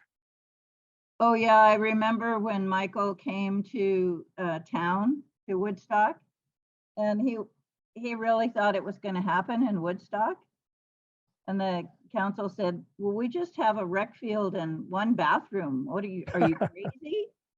And then he had already put out all the publicity. And so the town said, okay, all right, you can use our name. But then he had to scramble to find the farm. It was really kind of funny. But, you know, Michael did a great job. It was amazing that he actually pulled it off with all of the help of all of you. Well, thank you. Thanks for being with us. Juliet. Juliet Wong, I think. There you go. Hi. Thank Hi. you, everybody, for this wonderful, wonderful sharing. I'm member of AES and also Sound Girls, and beginning my sound engineering musician career or life, vocation, whatever you call it. And I used to intern at a rock photo gallery called Mr. Music Head in Hollywood for a couple years, and had seen Lisa's work there and admired it for quite a while. And so it was quite amazing to also hear her share about her experience of the weekend. But everybody was amazing. And I'm a 77 baby, so I couldn't go, but wonderful to hear about the time and what it meant to everybody. And it is different times. And I think people, festivals today try to emulate the spirit of Woodstock. But of course, the original event is the real thing. So thank you, everybody. Great, and thanks for coming, and thanks for mentioning Lisa's pictures. If you want to see more, go to her website, flashingonthe60s, I think .org, and there's a lot of great pictures there. And there's also a book and a movie of the same name that also have a lot of great stuff. Pictures that you don't see anywhere else, and film clips that you don't see anywhere else. And What was also, that website again? Flashing on the 60s. Okay. Spelled out in letters. .org, I think. Elliot, were you saying something? Yeah, I'm having a show just at Mr. Music Head Gallery right now. Oh, cool. Yes. So for the next 2 weeks, if you know, I wasn't going to mention it, but since you brought it up. So if you are in Los Angeles, it's worth seeing. Mr. Music Head Gallery. Great. In Los Angeles, Elliot? Yeah, it's the same gallery. Where is it? I don't have the address, but if you look. Was it the Morrison Hotel or no? No, the same gallery that Juliet said. Yes. which It's was, It's called. Oh, the at Mr. Music Head. Yeah, yeah. Oh. That's the same guy. It's called the Uh-huh. Music. Mr. Music Head. It's across from Guitar Center now. Mm-hmm. which is where? In Hollywood. Let me look it up and I will put it in the chat. Great. Thank you. Yeah. It's Mhm. called, the gallery is musichead.com. Musichead. Okay. Mm-hmm. Dan, I have to go too, but thank you all for being here today, and it's wonderful to see you all. Thank you. It's great being with you. Take care. Let's see, who's next? John Chester. I guess you talked already, but go ahead anyway. You didn't get to talk enough. Well, I'm in Cambridge, Maryland. I don't know. I guess I saw Woodstock as the opportunity to solve a lot of problems that enabled other people to see the show that they wanted to see and be part of. And that's kind of what I've tried to do in life. So I enjoy solving problems that enable other people to hear what they want and see what they want.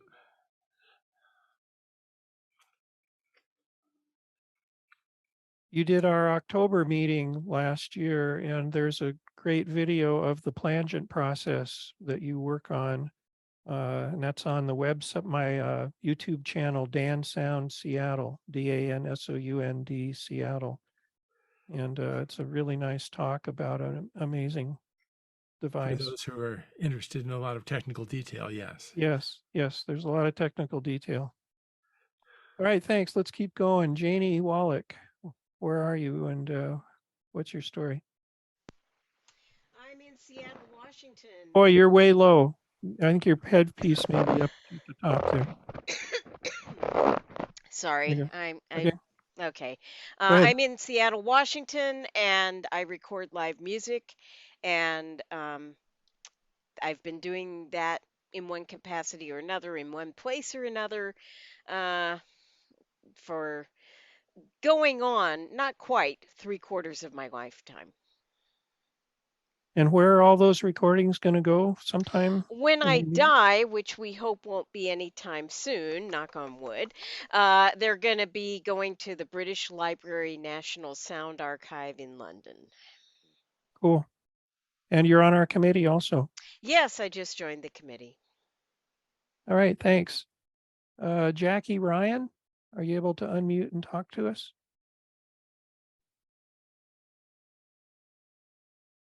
Jackie Ryan? Jackie Ryan Jazz? Okay, we'll keep going. Jack Beard, are you able to unmute and talk to us and tell us where you are and your interest in this? Well, the Jays are having a poor response here today. Sorry. Gary Gottlieb, I know you're here. Where are you and what's going on? I am in Ukiah, California, in beautiful Mendocino County. You're a little low. Can you turn up Listen, just a Gary, little let me bit? do this. Am I low? Yes, you're very low. Okay. Is this any better, or do I need to switch microphones here? Just go ahead. This will be fine. Let's try this one. Is that any better? That'll work. Yep, much better. Okay.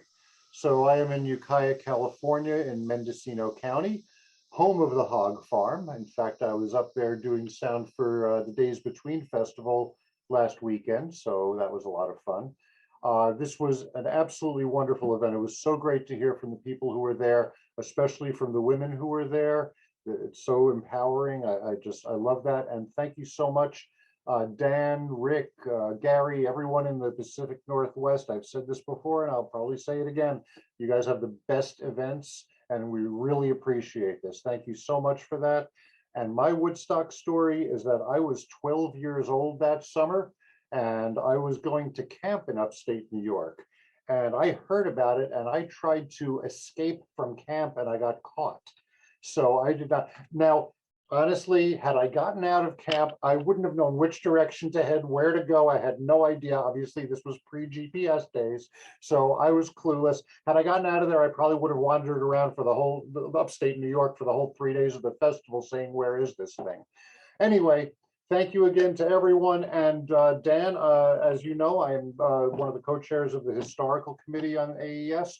I would love to see this presentation be somehow incorporated with AES, either AES Live or in some other way. That's Great. something we can deal with at a later time separately and not waste everybody else's time talking about. Thank you all. Thank you to all the presenters. This was so wonderful. And thank you, Pacific Northwest Section. You're welcome, and thank you. Chris Meyring, you want to tell us where you are and what's going on? Oh, I'm on. There you are. Well, I'm in the UK. I don't know if there are any other people from the UK watching. Maybe they'll come forward. Well, Dan was my favorite moderator for Zoom until Rona. She's taken over that position, I think. She did a fantastic job juggling all those people, as has been said before. In the background is a modern music festival that I was at last weekend. And it's only 20,000, but it's kind of, you know, it's built on the groundwork from Woodstock. And it's run by a band called Fairport Convention, which is credited with creating the folk rock genre in the UK, at least. And they still run the festival themselves, and it's not a big money-making deal, but we do it every year. I worked for the band in the 70s, and we try to carry on the ethos of Woodstock, I think. So it is peace and love. And a few of my contemporaries, we were at high school at the time of Woodstock. Yeah, we made a career in the music business and tried to carry the peace and love thing forward. And yeah, it's been a lifetime work for me and some of my contemporaries. So, but this has been a fantastic presentation, and you know, it's just, I don't know, magical was the word I put in the chat, because and also I think it's possibly it says something for having that kind of peace and love vibe seems to aid longevity, perhaps, because the you know, the contributors are just fantastic in their sharp memories. Something that I have trouble recalling things that happened 50 years ago. But anyway, yeah, brilliant. And I might have some stuff about the festival behind me. Great. For Tea Time Topics. Yeah, Chris is a regular at that, and I'll look forward to seeing it. Please do. Well, I'll try and put a few things together. But it's, okay. Yeah, we had 3 days of peace and love, and it was very hot in the sun. And yeah, thanks again. Awesome, and thank you. I'm quite happy to be second to an international professional moderator. That's just fine. Thank you. It's still very high up the ladder. Yeah, totally. That's what I'm trying to say, inarticulately. Bob Kavanaugh, where are you? And I know you've got a Woodstock story. Oh, I got voice, right? How am I? Voice, but no picture yet. I'm coming. I cannot start it because the host has stopped it. Oh yeah, I shut your video off when you showed up because you were on screen late. Let's see. I did come late. How do I do that? I had a there you go. Go ahead. Video. And voila. It's kind of herky-jerky though. I think I've got a bandwidth problem here today. Yeah, it looks like. Anyway, I'm in Bellevue, Washington, and I live near Seattle. It's just east of Seattle. And although I had some 20 pretty good years in the pro audio and music business, they came after Woodstock, but I did attend. I was 22. I drove up from Stamford, Connecticut, where I was living then, on Thursday. So I spent about 24 hours there, I think, maybe 20 hours there. Camped overnight in the churchyard, stage left on the other side of the trees, in the back seat of somebody's car. I had no idea who it was. They talked about sharing earlier in this program. Well, somebody out there shared the back seat of their car with me without knowing about it. I parked at the gate. There was no one there virtually when I got there on Thursday. By Friday morning, it was clearly getting out of hand from my perspective. Unlike those who were part of the crew, who had kind of the inside scoop behind the stage and were served by helicopters and food and bottles of wine, I'm sure. Out in the crowd, we had none of that. And I thought, gee, do I want to be like literally parked in here all weekend? And I couldn't, as it turned out, spend a week there as many people did, because I needed to get back to work on Monday. So I left, and that's a whole nother story of getting out of there. But Richie Havens and Bill, thank you, Hanley. Earlier, someone asked if anybody was there, how was the sound? And although early in the morning, it was a bunch of clicks and pops and buzzes as you all pulled it together. But when Richie Havens came on, it was loud and clear. And I was walking across the top of the hill from where we slept to the gate and heard every word of Richie, and it was great. And I increasingly felt terrible about leaving, but I did leave. And later heard about what a success it was. And I want to tell you, from a guy who was there really at the start of it in the audience, who is an engineer, not an audio engineer at the time, a civil engineer, I looked at this like, oh my God, this is a city. How the hell are they going to deal with this? And I thought, I don't think I want to be here for that if it's a mess. So I left. But what they accomplished in a matter of, I'm thinking within 6 hours of when I left, they had it pulled together to a functioning show.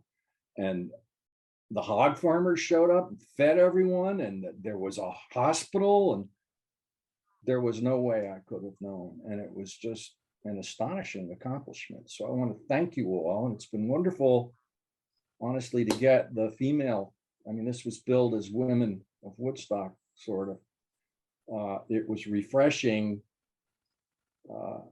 not to have the Women of Woodstock emphasize the fact that there were women in this game. I mean, and it kind of tells me that in the 60s, things about the sexes and the competitions and weren't as magnified and blown up at the time. I don't know whether you felt special as women being included in this, but you were obviously qualified. You did amazing jobs, and I applaud you all. And this has been a great presentation, this whole series that Dan has pulled together with TTT and getting all you guys together. It's just been a revelation to me to hear the perspectives involved from backstage from a technical perspective. So I want to thank you all of you, including PNW AES and TTT and Cool. Women and Bill and all the other people that were Cool. involved. Thanks. It's an astonishing accomplishment. Thank you. Thanks, Bob. And I that reminds me that how this came together, for those of you who haven't been involved in it, how this came together was we were having a TTT meeting in January, and Bill came at the end and said that Michael had passed. And we put together a memorial or remembrance for the next week. And that was really interesting and cool. But I realized that it was all guys talking about it, and there was a lot of women involved. So I've been talking with Rhoda, Bill's wife, since then. And she put me into contact with a lot of these women, and others, they put me into contact with others, and it's been really cool. I should say I've been talking with Amelie for a couple of years about doing something for us with Tea Time Topics, but the time difference is difficult. But I got to thank Rhoda for all that she helped me do and all the time she put in on this. So Thank let's you, keep Rhoda. going here. Let's keep going Oh, here. Arthur's, was there a question? No, okay. Let's keep going. Arthur Stoppy. Tell us where Hi, you are and I'm in Morristown, New Jersey. near Philadelphia, not near New York. It's Morristown with an E. First, though, I just want to thank everyone for just a fantastic presentation. I mean, this has just exceeded my expectations. I figured it would be very interesting, but I didn't think it would be this great. I was 16 when Woodstock happened, and didn't quite have the resources at that age to get up there. Although I thought, because I was in photography at the time, and I still am, it would be a good place to go up to with my camera and get this a couple of rolls of film. But Woodstock still, even though I didn't go there, it was figured very prominently in my eventual career choice in getting involved in the music and audio business, which culminated in 25 years that I spent at Sigma Sound Studios in Philadelphia. So it was like, I didn't get there, but it was still a major event, and it's just great to just hear more and more about it. And by the way, this is for Elliot and Amelie. I was shooting Tri-X at 1200 and developing it at AccuFine, so I had an extra half a stop. How was the grain? Actually pretty good. I mean, I think that was one of the things about AccuFine, was that it didn't really increase the grain that much. Later on, I went to just plain 400 and D76 1:1, and I actually thought that was worse. No, D76 gave you golf ball grain. That was discussed. I mean, unless you want that effect. I mean, I think there's a Photoshop filter for that now. Yeah, Amelie's right. What bothered me about it in those years was that every lab I went to almost say, well, we use D76 because that's the standard, and that was the worst grain. It was just really ugly and raw. Edwall FG7 was an incredible developer. It was a one shot. I mean, you had to dump it, but I learned how to roll 2 rolls of film back to back on one reel, so that I could, and I had a 4-reel stainless steel developer tank, so that I could develop 8 rolls at one time. And so I wasn't, and the developer was fine. It held up. I mean, it was, anyway, sorry for the tech stuff. Well, I mean, that's what he's asking about, is tech stuff. So you also asked me in chat what cameras I used, and I had, you were pretty right. I had 2 Leica M4s and 2 Nikons. And the reason I had 4 cameras was that in those years, you had to shoot black and white and color if you feed into publication. That's shoot black and white color. They couldn't really convert color very well to black and white at that time. Excuse me, Elliot, could you lean in on the mic a little bit? You're pretty low. Where should I start again? Right there. Yeah, Okay. go ahead, start over. So in those years, you couldn't, you had to shoot a camera in black and white and a camera for color, because they couldn't convert color film to black and white very well. And I had ones, and I used the Leicas for a wide angle and normal lens, and the Nikons for normal and telephoto lens. And there was, and you didn't want to have to stop and change lenses while the thing was happening. Hence 4 cameras. And I used Microteam was the developer that I was taught to use it. 800. I always loved the beauty of what it produced. Of course, then nobody was using zoom lenses, so that's another reason why. Actually, I sold my Leicas and Nikons for the first SLR zoom lens camera. It was a cutting in and out. Get closer. Pick your level up. Me? Oh yeah, lean in a little more still. I said I sold my Leicas and Nikons. I changed what I was doing in my life. I left public photography, let's call it. And as soon as the Konica came out, it was the first auto reflex camera, single lens reflex camera with a zoom lens. It was also automatic exposure. So I sold all my other stuff and just got that because it was obviously so easy to do. I always had two Nikon F bodies I had 7 lenses and I switched them in and out, but used my 300 a lot. But I only went to zoom when I eventually switched to a DSLR. Oh. And use the Sony. I have a very good E lens. It's 18 to 200, which is the equivalent of 24 to 300 on a 35 millimeter camera, and it's a fantastic lens and sharp. Yes, it's true. They are those new lenses are sharp.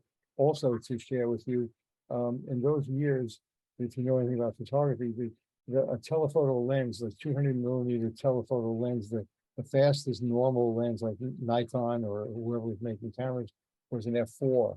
And the fastest lens for my Nikon was an f4 200 millimeter lens. So I got an East German Zeiss lens that was 180 millimeter 2.8 lens, and it had it specially adapted for the Nikon camera to get that extra stop because the lights were so dim in those years also. So that's why. And then I also had a 300 millimeter Zeiss that did the same thing, f4. And they were like tanks. They were really cast iron heavy. So that beautiful picture that Emily took of me, I don't know how I'm standing up so straight. You know, it's a lot of weight there. That my 300 millimeter Nikon lens, it was 4.5 f-stop was and it weighed a pound or so, but I was very flexible, so I could rest it on I could shoot it at a 60th of a second without any problems, but I would rest it on my shoulder. Whoop, you just muted yourself. Amelie, you just muted yourself.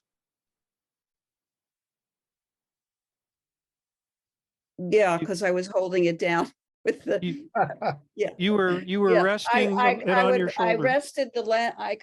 I used my body as a tripod. I could rest the lens on my shoulder and hold it, like that, and shoot it at a 60th of a second without any problems. I did sometimes I had to do it at a 30th because of the light, and some of those came out okay, and some, didn't because of the. But cool. And also, I still have. I still have the lens. I still have my my f3s, but I've stopped shooting film. Also, someone commented that I was smiling in that picture. So I was smiling because I knew Emily at the time, and I was very pleased to see her. So that's why I was smiling. Nice. Let's keep going here. Gary Louie, where are you? What's your story?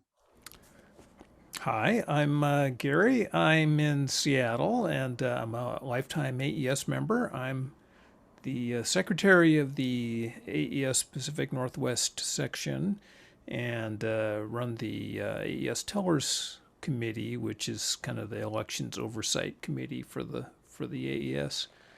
So I too would like to thank everyone who's still here, at least, I guess, for this presentation. Dan has produced other Woodstock Zoom meetings for us, and some people would accuse us of trying to draw out another Woodstock meeting, but every one of them is a gem and brings up more just fascinating stuff. For Woodstock, I was not old enough yet to drive, and was 2,500 miles away. And so I did not go, but I did see the movie when it came out. I think my parents took me, which is a pretty good achievement at the time.